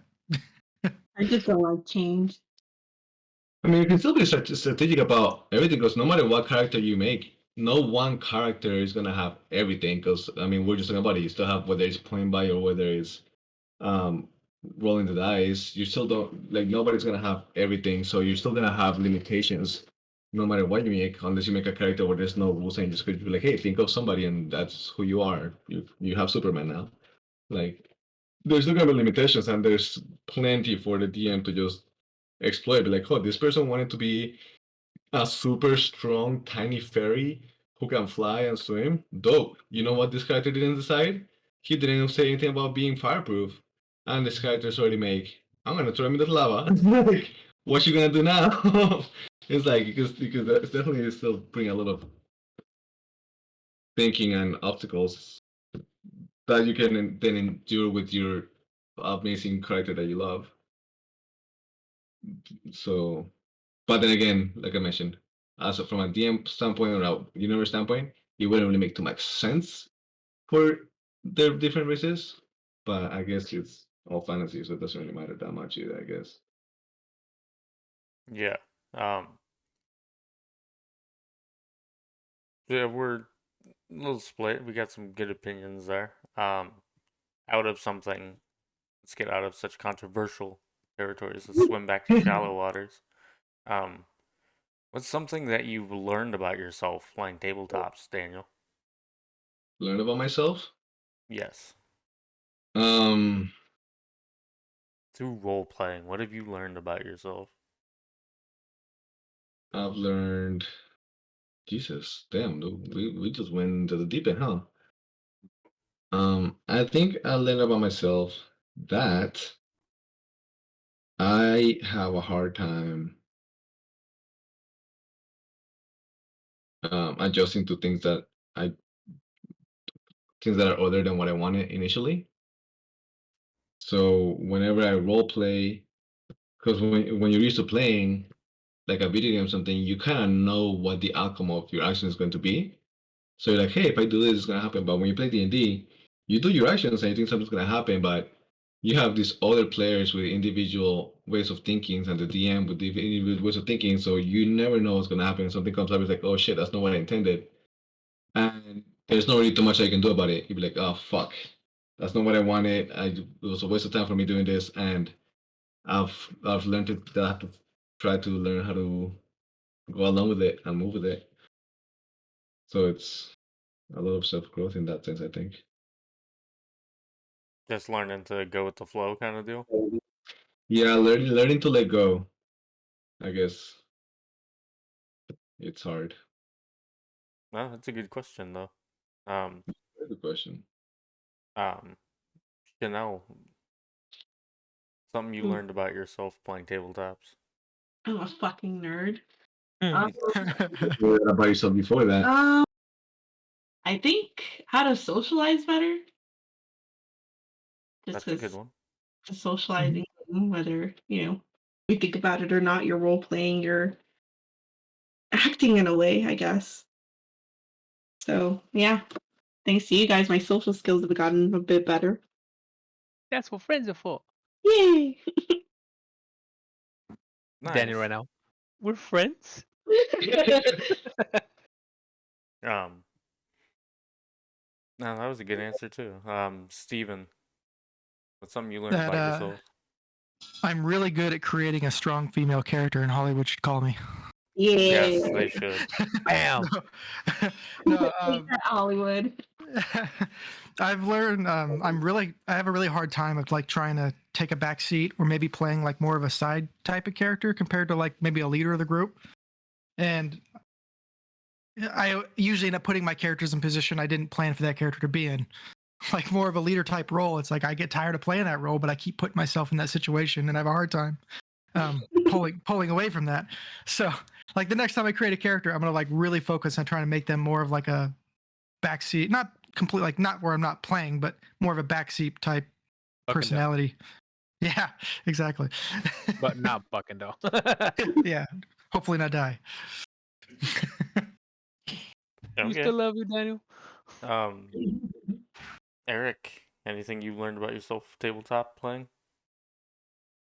I can get really attached to characters, both to a bit of a detriment to the playgroup, and then also like going full ham min-maxing a character and trying to get like the best stats and trying to make the best character and all this stuff. But yeah, there are times where I can get too attached to a character concept, and like during the Gods campaign, my first character had an argument with another player's character who was just like randomly killing people, and my character was like, there's no way that my character would have just been okay with that happening around them, and tried to confront the other guy. But then the other guy was like also hardlining, like, nope, he just wants to kill people. That's it. He's gonna kill him. And it's like, hey, what? This is just a rock and a hard place now. But if I had been more flexible with my character, I would have been able to avoid that situation. That's a great answer. Yeah, I like that one. Yeah, definitely. Jaime, what have you learned about yourself playing tabletops? I've learned a lot of things actually. What? I'm very, if Okay. a lot of you, if you guys haven't noticed, I'm very anti-social, and I have like social anxiety, but like bad. Like if you guys were, I had just met you guys. I'm kind of quiet, like very quiet. I think you might have saw that, Steven or Daniel, like the first time I met Gus. I was okay with you guys because I've known you guys. Like when I don't know anybody else, I'm like, I'm weird. Even in a state like this, like somebody that I'm comfortable with, it's still a bit hard, kind of trying to adjust to that, I guess. But I've Yeah. realized same thing with like Chanel. Like I'm more and more out of my bubble, the more comfortable I get. Mhm. And I realized I have a pretty freaking creative side. Like my mind is like goes, like creativity is like wild. Yeah, and like D&D is the perfect outlet for that. Yeah, because I've noticed like a lot of the characters, even characters that I've never fully finished playing, I if I we stop playing at like level 8, I've thought up to about level 15, 16 what I could do in between then. Same thing with now, like I know I'm gonna become a lich. I know of things that I want to do when I become a lich. So I've been thinking about that from pretty much like level 7, level 6, when I was like, okay, I'm gonna have to adjust to this. I'm gonna have to adjust to that, and I've learned uh to, I guess, adapt to certain scenarios more than anything. Yeah, adapting to the unknown. Yeah, it's kind of hard to jump into an abyss without knowing what's gonna happen. But I'm doing it more and more comfortably now. Say, fuck it, I'm doing a backflip on the way down the hole. I'm gonna Hmm. do a corkscrew twist. Check me out. Woohoo! Um, McTwist. I think things I learned about myself playing tabletop is I'd rather DM than play. To be honest, in my honest opinion. Um, it took me a long time because I was a forever player, and I didn't want to let go. Like I would DM here and there, but once I really got into it, and I'm just like, man, I can create the enjoyment for people and get enjoyment from that. I think that was more important to me than me having my own character that was doing something cool. So I think that's what I learned about myself. I'm a DM, not a player. Yeah, Not that I and you don't. get to create. Go ahead. That's the yeah, you get to create an entire world. Like it's awesome. Yeah. Yeah, and create things to my liking is also a huge plus. I get to create the most fun world out of all the cool things I enjoy. And yeah, I think D&D is a good thing to do. You learn a lot about both yourself and other people that you're playing with the whole time you're playing. You create teamwork and bonds. I think overall it's a good experience. Um, let's get on to Daniel. What's a the next topic is what's a game or system that you'd like to try but haven't yet? Hmm. A game or system. Um, Shit, I don't know enough about these things. Like literally, all I know is 5e, and then what you've exposed me to is Drive 5 and all the other stuff. Um,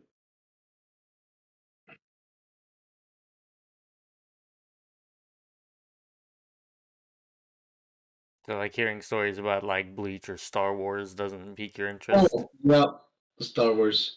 Oh, here's the thing though, Star Wars sounds like it doesn't. It sounds boring in a sense because I feel like there's not too many options. And when I say that, people are like, "There's a lot of options." They're just, it's not just people with the Force. I'm like, all I want is the That's Force. all everybody wants. If you play that game, you end up with a party of Jedis every time you will. Yeah, When we were but playing, I was trying to make my way to it. I would definitely enjoy a Star Wars. I would also very much enjoy a pirate campaign. See, there you Oh, go. Said you don't have any good answers. Sorry. this Um, guy. no, a pirate campaign would be pretty dope. Being a crew on like upgrading your ship and just raiding and pillaging people. Yep. Like have the ship have Or and stats. then have like be like traders as like your cover. Like you have Coco and you're just taking it between places, but secretly you have like weapons in the Coco. It could get so ridiculous, and then you have all the because I've looked into it. I looked into it because I was going to create one There's based a on game called Seventh Sea, I believe. Yeah, you told me about that one. I haven't checked that yet, but yeah, I think that tabletop RPG for pirates, properly made, thoroughly made. Oh my goodness, amazing opportunity. Because you can have a pirate game and still be not just in the sea, but big part of it is in the sea, but also like in the coast areas and stuff. You have to go to land for things. um, Chanel, do you have any game or system you want to play? I definitely want to play Curse of Strahd, but I've also Ooh. thought of like a Sherlock Holmes like mystery type of game would be fun. That would be cool. Just That because would be I a like lot of fun. mystery. But yeah, I definitely want to play Curse of Strahd. What is that? It's a Module. Yeah, it's a campaign for 5e, and it's older than that, I believe. Yeah, they've made it a few times, I think. I have the Strahd Funko Pop, and it took me forever to find it. Um, good answers, good answers. Steven, Good is answer, there a Steve. Good answer. game or system you'd want to Yes. play but haven't yet? Pokemon tabletop. Yes. I Yes, Yes. it's Oh, just you. dude, like do it. I got the books and I was gonna plan on DMing it. It's just so hard to find time to sit down and like learn it and actually plan for it. But it sounds really awesome. Like I still have those books. But Whenever that'd be you get everything down, I'm fucking in. I'm in Dude, too, dude. I already read the book. This guy got the books, sent it to me. I was like, whenever you get the chance, read it. In a week, I was done. I was like, I'm ready. And he's like, nobody else is. I don't know why you rush him. I was like, okay, I forgot everything already though. But it's really fun because you have a lot of different options of how you Well, want to play. yeah, It's you not have you're you not have like just 623 options or something stupid like that. Mhm. I think it broke. Didn't it break 800? I think so. I don't know. Well, Yeah. I mean, it's going to with the next games coming out Yeah. Yeah. for certain. But yeah, for sure, a Pokemon game sounds like a blast. I'd want to make a Yeah. character whose dream it was to become a trainer. Mm-hmm. I want to have a type and just have a gym with my Yeah. different tiered leveled Pokemon for when people hit my gym. And Yeah. Yeah. And it could be different things than just trainers. Like for example, like there could be a breeder. I think I want to be a breeder. You could be like I think it's like an explorer or something like that. There's like all these different things that you can be. And you can even be a Pokemon if you want to. It's really Yeah. really cool. If you wanted to do like a Pokemon Rangers type thing. Yeah. It's really interesting. Yeah. uh, It's just hard, like trying to plan for stuff and start it, Mhm. especially when I got a kid now. Like it's just rough. Especially well, because it's for like a sure. whole new system. Yeah, because it's built from the ground up to be its own new system, right? Yeah. Yeah. Yeah, so that's kind of rough to learn from scratch. It's not like going from 3.5 to Pathfinder. Um, Eric, is there a game you'd want to play but haven't yet? Well, definitely Pokemon. That was going to be one of my answers, but I I guess I have two. Wow. Yeah. Uh, the Witcher tabletop. Ooh. Mm. I have the books for it, and it seems like really complex. So I haven't been able to wrap my mind around like being a DM for it. But then also Numenera, which it just sounds interesting because like your character concept is you have a sentence and you're like, I'm a boisterous renegade who's a shooter, and like that's what your class is. Like you use ranged weapons and you're a renegade who like goes against the flow and stuff. But again, I haven't been able to wrap my mind around it yet. Um, you said Numenera, and it made me for some reason I thought of Innomine, the God game. I don't know how I got those confused. Hmm. Um, yeah, Numenera does sound cool. I like the what you just described, like the character concept becomes like what you are. Yeah. Um, Can I add one? I just now thought of. Yeah, go for it. Like a Dragon Age style campaign, like a Dragon Age themed campaign, because I just love that lore and everything. Like, Yeah. I'm obsessed with the stories and lore of that world. They have Well, a then Dragon Ninja! Age tabletop. Yeah, I heard it wasn't very good though. Yeah, I've read through it. It was kind of okay. It wasn't anything special. Yeah. Like nothing. It didn't do anything D&D couldn't do with a few tweaks. It's like that meme. It's just like, can I just do? It's like just tweak D&D. Like you can do it. Yeah. Jaime, is there a game or system that you want to play but haven't yet? I've seen a couple. One was not similar. It was very much so Digimon, Oh, Ooh. Digimon one would be sick. and the I want way a that the guy was Gabumon. breaking it down, dude, it looked, it, well, not looked, it sounded so fucking cool. I'm like, it sounded a little complex, but at the same time, like, dude, that would be pretty dope. Dude, that'd be sick. I like just like Pokemon. I'm so down for a Digimon campaign. Yeah. Yeah, same. And another one that I read a couple like articles on it, similar to like the one Chanel said, like Sherlock Holmes kind of thing, but it was more kind of like I don't know if it's the same time frame or whatnot, but it was kind of like Dr. Jekyll and Mr. Hyde kind of thing, Ooh. like that time era, like steampunk kind of thing. Like Mhm. And I was like, Victorian dude, era. yeah, that was like that would be pretty cool. Dude, that's why the next campaign we're playing in is gonna be like a retro Western steampunk Yeah. clockwork punk game. Yeah, I can't Clockwork wait. Orange. I love Yeah. it. I can't wait for that. Yeah. But coming up to me, if there's something I want to play, definitely Call of Cthulhu. Ooh. I really Yeah. want to play Call of Cthulhu. It's just I need to watch a lot of mystery and like suspense movies so I can get like the feeling of dread and stuff across because it's very much supposed to be like suspenseful and like every dark secret you uncover, like your insanity, you start going insane as you ponder these greater secrets. It's hard to get people to want to play a game where you don't win, you just do a little better each time. Yeah. A lot of people want to be the hero, which doesn't happen in Call of Cthulhu. Like your goal is to survive as long as you can. Yeah. Don't get killed by eldritch abominations. I just think it'd be a lot of fun.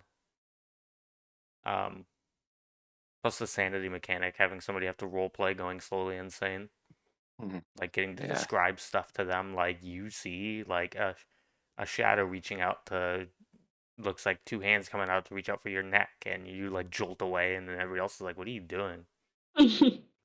Um, I think that would be cool.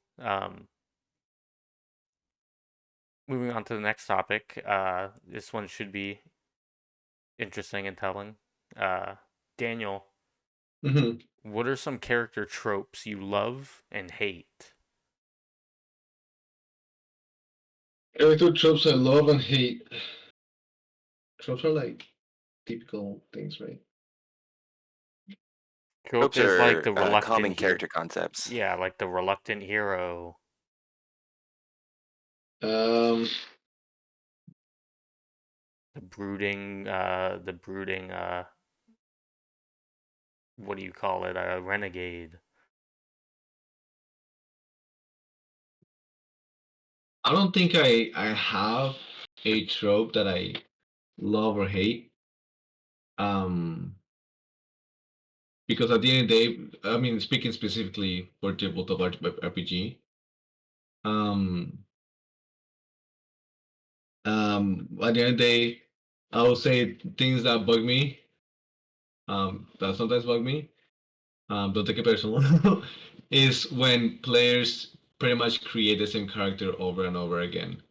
Because I'm like, I understand that you're trying to enjoy yourself, but like, RPG, a tabletop RPG is to go out there. So try to like spice it up, try to try new things. So that just kind of like grabs my edges a little bit sometimes, but at the end of the day, it doesn't matter So because well, you don't like the self-insert Mary Sue. well, I don't mind self-insert, but try to self-insert different parts of yourself into different characters. Um, but a lot of times, sometimes, well, not all the times, but sometimes you could just be like, oh, I know what character this person's gonna make. Whereas sometimes you're like, I don't fucking know what this person's gonna make. And that just bugs me, but only a little bit. I can't really think of anything else that I would hate or love. Okay, Okay. so go basic, go crazy. I don't care.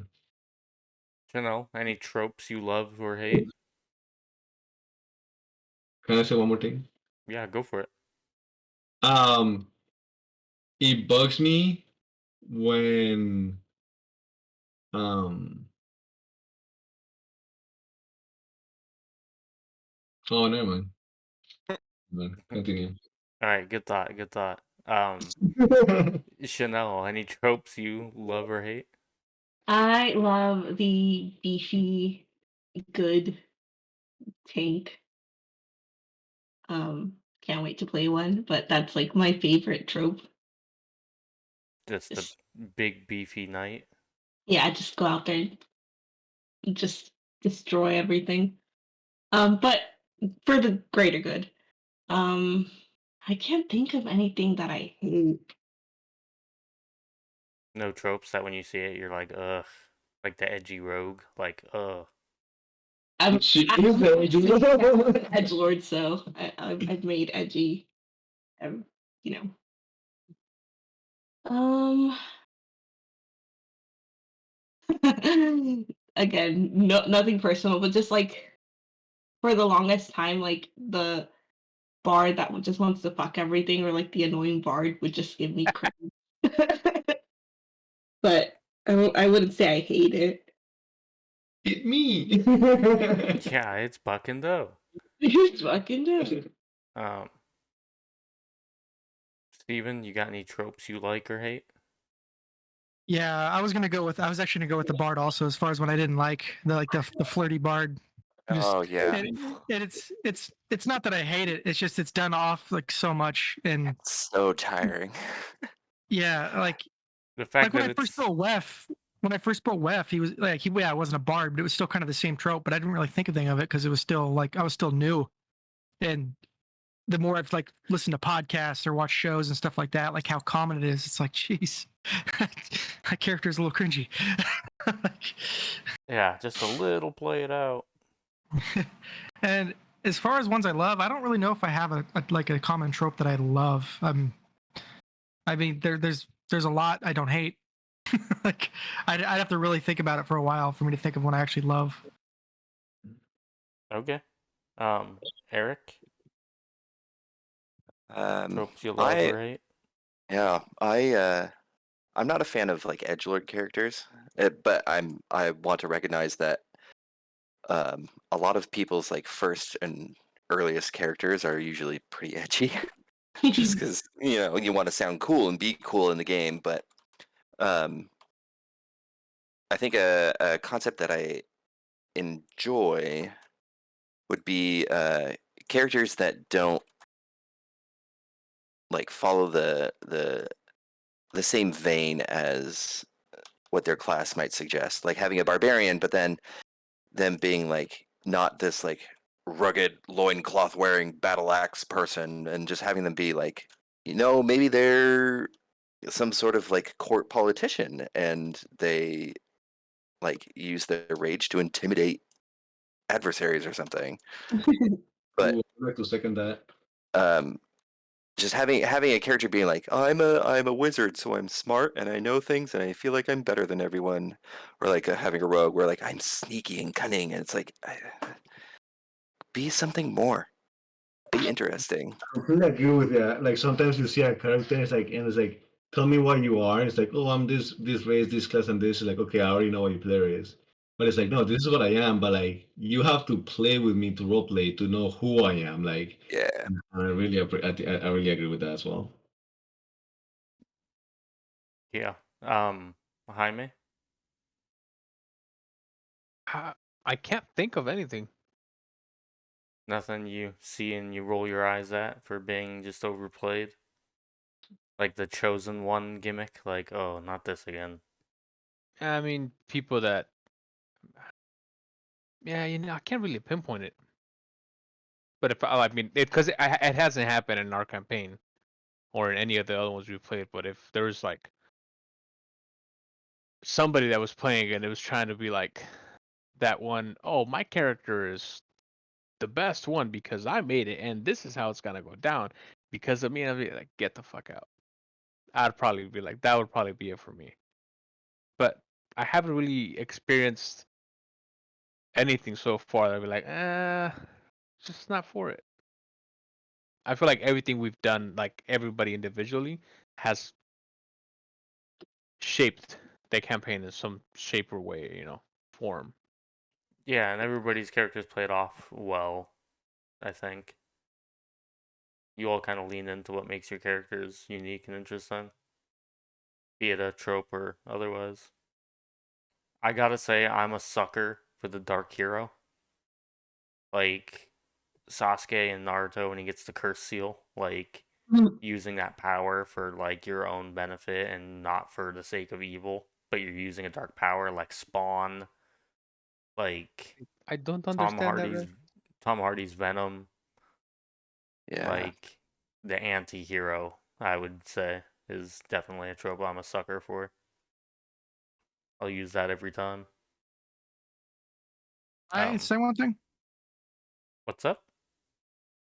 So now that I'm thinking about it, it's like even with the like flirty bard thing, I don't mind as much as long as like as a player you have like the plan to like develop your character.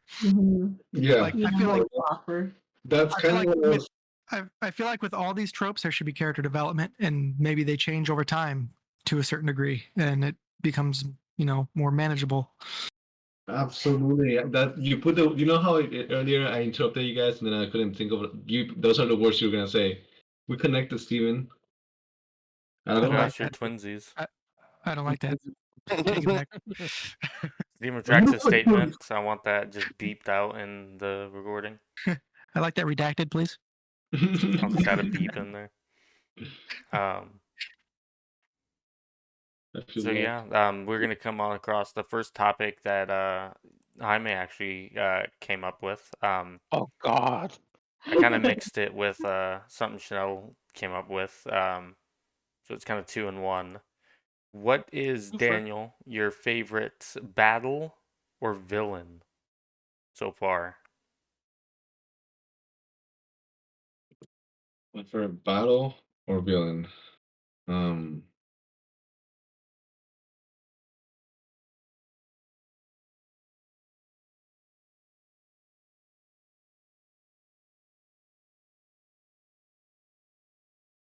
I'm just gonna have the Jeopardy theme in here. I know, right? Dun. There's so many good battles. Or Uh, which ones that stand out where you're like, wow, I didn't die. That was a good one. I'm trying. I'm trying to separate what stands out to what's been recent because usually just what's been recent is what stands out more. But I'm trying to honestly think back and and and and be thorough on what's up, what's going on. What about when Buckendo, you were fighting the tribals and you're fighting like the head honchos of the tribe, and the girl cleric made herself really large and powerful, and you talked her into disarming and disrobing and leaving. That was really cool, but I think probably one that stands out right now is I don't know if it's been mentioned, but there's this one campaign that we played for a little bit in a post-apocalyptic um environment, and it was things who had just finished, like pretty much all the news and stuff had just happened recently, so people are just trying to like resurface and come out and stuff. And my character is a child. I forgot how old he's, like 12 or something like that. And he was in a grocery store with this guy and this girl, and they're all pretty much like strangers to each other, but they're kind of like teaming together. And this fucking crazy guy with a shopping cart came out and is like, okay, something's gonna happen here.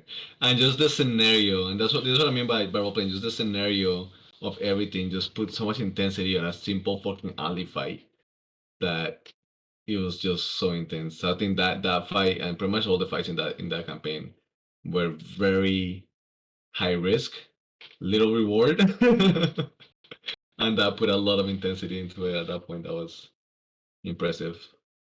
Yeah, Daniel's talking about an all flesh must be eaten. We're using the Unisystem Mm. rules in the post-apocalyptic game, and yeah, it is very high risk, low reward in a post-apocalyptic world, but that's just the theme of the game. But yeah, he did. His little kid was the savior of the day. Chanel's character took a big slash to the side Yep. during that fight, and he ended up braining the guy with his Halligan, Yeah. whatever the firefighters use, the like BRB? pickaxe tool. Um, Chanel, do you have a favorite battle and or villain? Yes. For Marvel, our fight with this really crazy, really strong, beautiful, just psycho, Viridiana, where we got destroyed, and I don't even know how we ended up beating her. Um, but yeah, that's my favorite battle, favorite villain. Yeah, in the Marvel campaign, Viridiana was like a military experiment, peak human, photographic reflexes, eidetic memory, just a combination you don't want with years of military experience and training. And she just put the superheroes through the ringer, despite only being a human. Um, but yeah, through their powers combined and the powers of teamwork, they took her down. Um, Steven, do you have a favorite battle and or villain? Yeah, my favorite battle was against, I think it was an ancient blue dragon, mainly because of how like I was able to finish it, like because like the respect between like Vala and the ancient dragon was there, and then she actually got to do the killing blow on it. I just thought that was really cool. Um, and then my favorite villain is actually gonna be kind of lackluster for the most part, and it was mainly once again just because of how it turned out. It was that lich we fought recently. Oh, I the just one like you healed? yeah, because I just like the idea of like, oh shit, it's a lich. What the we're deep shit, and all of a sudden, just like in one turn, like it's done for. Yeah, that was crazy. Yeah, he only had like 130 HP and heal does 150 at your Yeah, level. Um, Solid choices. Haka, do you have a favorite battle and or villain? Uh, I liked the big bad from the God campaign. Forgetting his name. The angel. Oh, Ramiel. Ramiel. Yeah, that was a cool character. Yeah, it turned out to be Geist, the first of the angels. Yeah. That punk bitch. Um, so would you say that battle with him on those peaks that you guys had was your favorite battle, or would you say your favorite battle's from something else entirely? Oh gosh, I don't know about my favorite battle. Was it the battle Um, against yourself? that was really cool. I did like that against the mimic. Yeah. Yeah, that was neat. And then getting duplicates of all my gear, be like, oh sweet. Yep. Money. Yeah, right. I had 12 Granth. Now I have 24 Granth. So much money. I know, right? Because each grant is like 10 platinum. Yeah. Jesus. Um, Kronos, do you have a favorite battle and or villain? Um, I can't remember his name. He was what was his name? It was from the God campaign. He was the brother of Sean's character. Oh my gosh, I can't remember his name. But you know who I'm talking about, right? Like he Yes. was evil. That dude. Because me and him got I think if I remember correctly, Sean's character was like a prince or some shit like that. Yes, he was the Elven Prince. Yeah, me and his brother got into a couple arguments, and we're gonna go into battle, and Sean's character like split us up. And I remember Sean saying, "If anybody's gonna fight my brother, it's gonna be me." I was like, "Yeah, but I can kill him faster." Um, that was probably been my favorite um villain, because it would have, if that battle would have gone through, it would have been insane. Um, And I would probably say my favorite battle up till now, because it just happens to still very fresh in my memory, was fighting toe to toe with that ancient dragon. Oh yeah. the ancient red dragon. Yeah, Yeah, you got right in his delivering all face. those negative levels and still taking its full attack. I felt pretty good about that one. Because my guy's like, "This is all you got?" Like, no, dummy, don't get me wrong. I took like over 120 or so in damage. But I was Randy Marsh. I'm like, I didn't hear no bell. Yeah, Hmm. it ain't over yet. Anything more than 1 HP and I'm good to go. Boom. Um, Gosh, if I had to pick a favorite battle, I'm just looking at it from like the DM's perspective. I think my favorite battle was the one against Vistul, the Lich, the That first was a Lich you cool guys one. fought, the one that took the entire 3-hour, 4-hour session. Yeah. Him and his There were bowed other axe and enemies in that his fight too, right? yeah, he had some bowed axe and a Yeah. death knight, but it was just his spells. He was using like mislead and major image and Didn't he maze somebody? yeah, he mazes Jaime, I believe. Jaime made it out in one turn, Yeah. but he Like, fingered you of can't death. hold me forever. He fingered of death, or he power word killed Buck. Mm-hmm. I think that's probably my favorite battle because you guys overcame quite a lot, especially at the level Power, you were. power word kill is so absurd. It's like if a character has less than 100, they die. Yep, just outright dead. I might just turn one day and then just do it on Buckendo. Just kill him. Oh no, I become gave away my strategy. become the villain. No. Become the villain you were always meant to be. They will never. I was talking to Scotty the other day, and Bokendo, even at level 20, they will never have a high enough HP to not die with that. They'll always be able to just die with that. That's what I was telling Daniel, and I was like, my level 10 cohort has more health than you, and just like 6 levels under. Um, yeah, Buck and Doe are never, since they're dividing their health, are never going to be out of power word kill range. So any 9th level spellcaster that's worth their salt, you should probably stay away from. Um, let's do. We'll do 2 more topics and we'll call it. Let's do another one from Jaime. In this, let's go with just any campaign you've played in. Which character or NPC has been your favorite? Daniel, starting with you. NPC specifically? A character, it can be a player character. Like if you really like Eric's character, for instance, like that can be a valid choice. Like it doesn't have to be NPC, but it can be an Oh, NPC. So which character or NPC has been your favorite so far? well, I'm gonna leave it. I know you're saying that it can be, but I'm gonna keep the NPCs out of it. I mean, the PCs out of it because 2 days ago, you said which one's our favorite character. So leaving our characters out of it, my favorite NPC, I'm gonna say is Val. Oh, Val is actually no. Valerie Magnus' daughter, aka Valkyrie in Marvel. Actually, never mind. Yeah, because we could use other people's characters too. So I would say my favorite character is actually Zen from uh from another campaign from the campaign that I used to DM, and that was Chanel's first character, and I think to this point, probably the most badass character she's ever made. And just the way, not just what she could do, but the way that Chanel roleplayed her. Chanel roleplayed really well. I thought was really fucking sick. You completely left my expectations in the ground. So I think that character is really cool.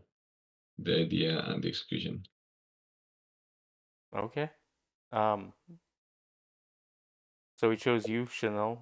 He loves your character the That's most. the character. I'm Yeah. sorry, I didn't hear you. Um. Who is your favorite NPC and or character?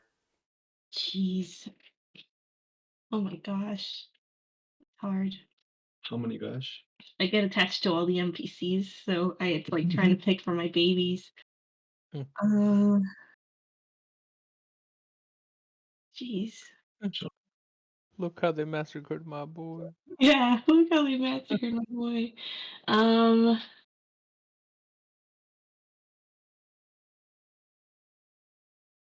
actually, one of Steven's characters he made for Daniel's campaign, Laomi, kind of like died but didn't really, and like I actually like mourned her because it was such a cool character. Yeah.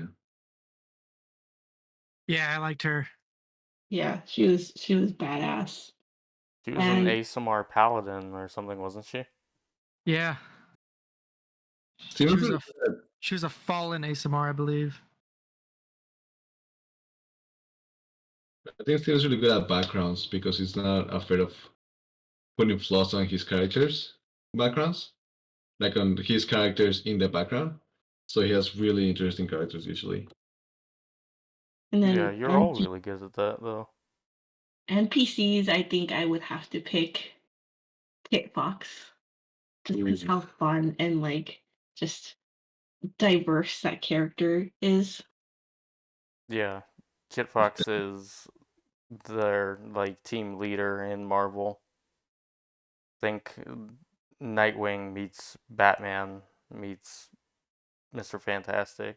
Like he's all of them rolled into one. Yeah, he's just stoic and cool. But he's still down the party sometimes. Yeah, responsibly. I'm responsibly. Yeah, one or two drinks and then it's soda. Um, that's a really good answer because I love Kit Fox, especially since he was based on my cousin's character, so he's near and dear to my heart. Um, Steven, do you have a favorite NPC or character that you've interacted with or Yeah, my favorite NPC is probably, I think her name's Rena. She's like the resident storyteller essentially and keeper of stories. Like she's essentially like bookkeeping like all our adventures, or like I don't know the actual term, but she's jotting down basically all our adventures and writing it into stories. And I just thought that was a really cool character. Like I like the idea there's a character that does that. Yeah, I was glad to reintroduce her when you guys came back to Urson because I was like, I'm gonna Mhm. level her up. I want her to be a part of it again, or at Yeah, least that's why I was a like, come on, war. you're coming with us. Yeah, that's why I was stoked you said that. I mean, you went along with it. Um, Like you're joining the battle whether you want to or not. yeah, she's a copper brood to their platinum and black. Um, Rena's a good solid choice. I like her. She's a swashbuckler. Um, Eric, do you have a favorite character or NPC? Yeah. I have 2 characters from one of the first Bleach campaigns we played. Daisuke, I think I'm remembering his name correctly. And then I forget the name, but my character from that Bleach campaign when she met Uryu when they were invading Sarate. Oh yeah, you fought Uryu. Yeah, yeah. So like in the show, there's a part where Uryu breaks his Quincy glove, and it makes him super strong for a moment. And then my character is like she can actively see that happening, like she can gauge his power level or whatever. And she was like, nope, and just pieced out and left. Um, Yeah, Wasn't your that was- character's name started with an M or something like that? I don't know. That It's been a wasn't. long time. This was before you played. This was No, I know, but I'm talking about uh, the one that I killed, and I'm the doing air one you quotation killed. marks right now. You one you didn't help live.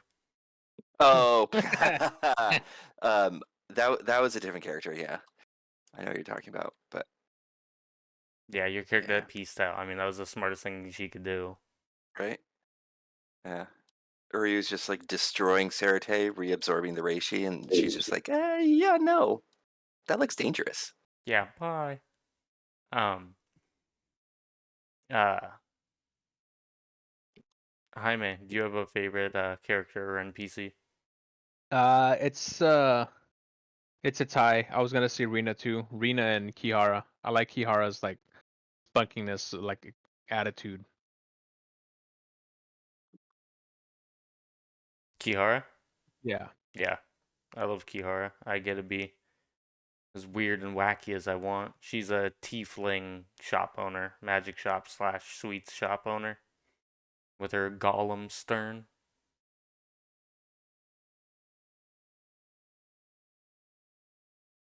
Um, Fuck, if I had to pick a favorite character or NPC, I'm just gonna take the easy DM way out. I'm gonna say all of your guys' characters are my favorite Oh, characters. No, come no, no, no, on. no, no, no, Come no. on, you're breaking You my heart. really want me to pick? It's probably fuck. Probably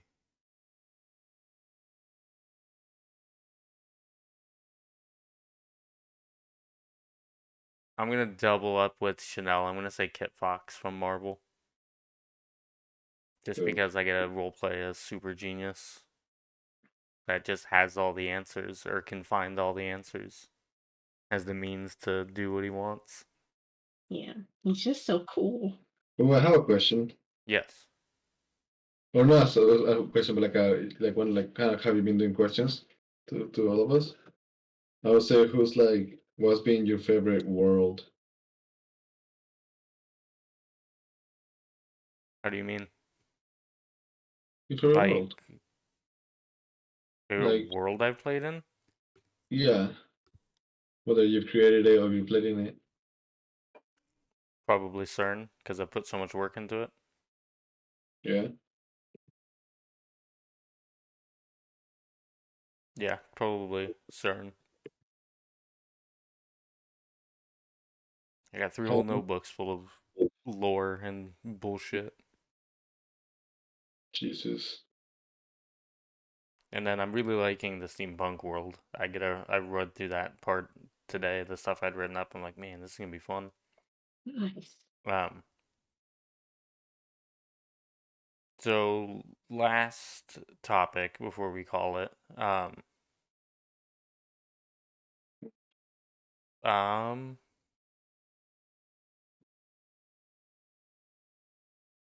is there a Daniel, is there a class or race that you've always wanted to play as but haven't had the chance to yet?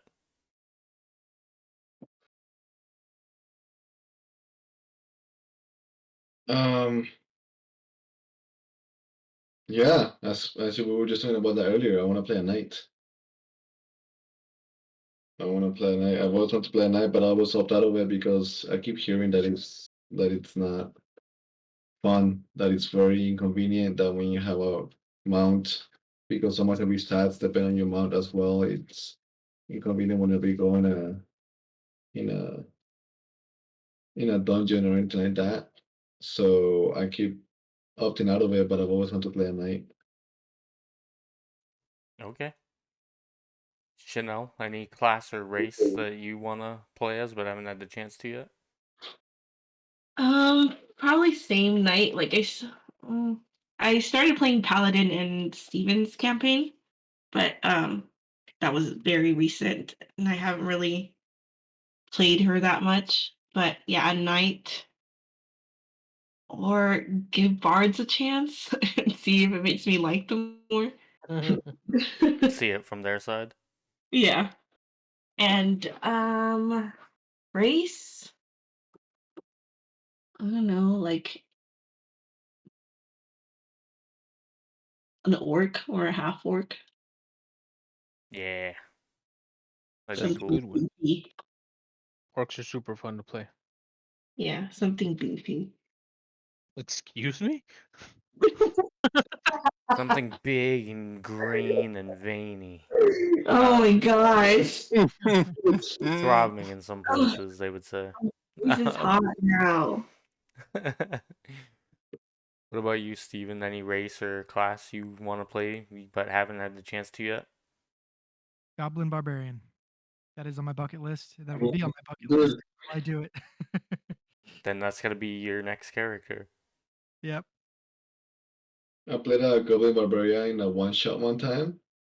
I didn't even know but it was 5e, right? But like a bunch of people didn't show up, so Medium just pulled up a bunch of different character sheets, all goblins, and it was like pick up a class, and I got last. I just ended up with the barbarian one, and dude, it was so much fucking fun.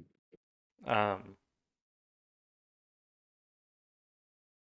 Eric, race or class? I have always wanted to play an artificer, Ooh.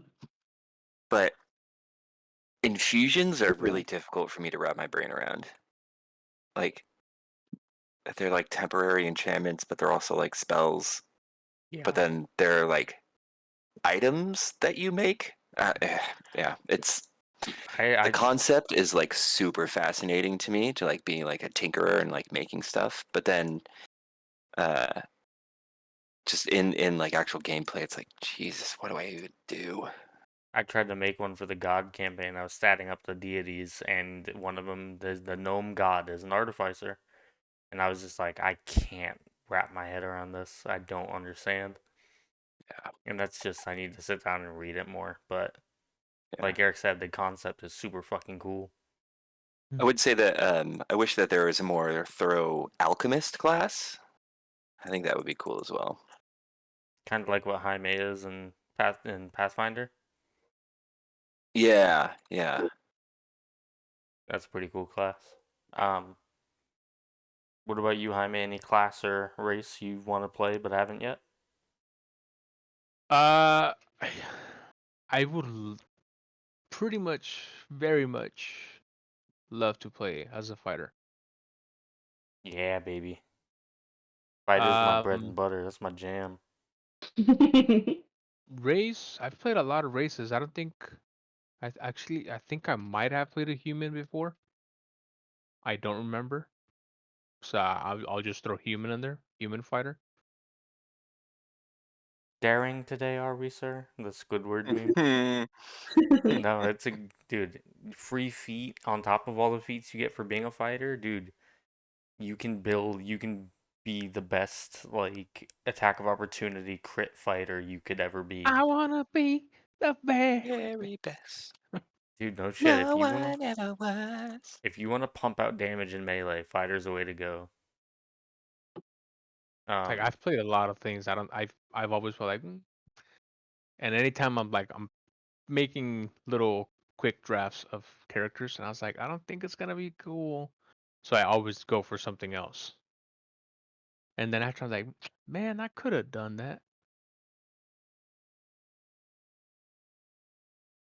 yeah. Hmm. Class for me, probably being a wizard. I've always wanted to play a wizard. Just a pure full caster has no business being in melee because that goes against my whole being. Like I want to wade in and just roll d20s and hurt things. Sitting in the back and thinking tactically, I think would be a good exercise and stretch for me. Like my calculator in Final Fantasy Tactics. Yeah, he doesn't go often, but when he does, he clears the field. Yeah. Um, but yeah, I think we had a good talk tonight. Got some beefy topics in, got some fun ones in. Any closing comments or questions? Anything we missed? Anybody wants to bring up, or are we good? Thank you. I think we're good. Yeah. Yeah, that's a solid one. Yeah. Yeah. All right. Well, let's do the sign off. I've been Scotty, the host, and with me has been Daniel and Chanel, Bye. Bye. Steven, Later. Eric, Hi, everybody. and Jaime. Buenas noches. And we are out of here.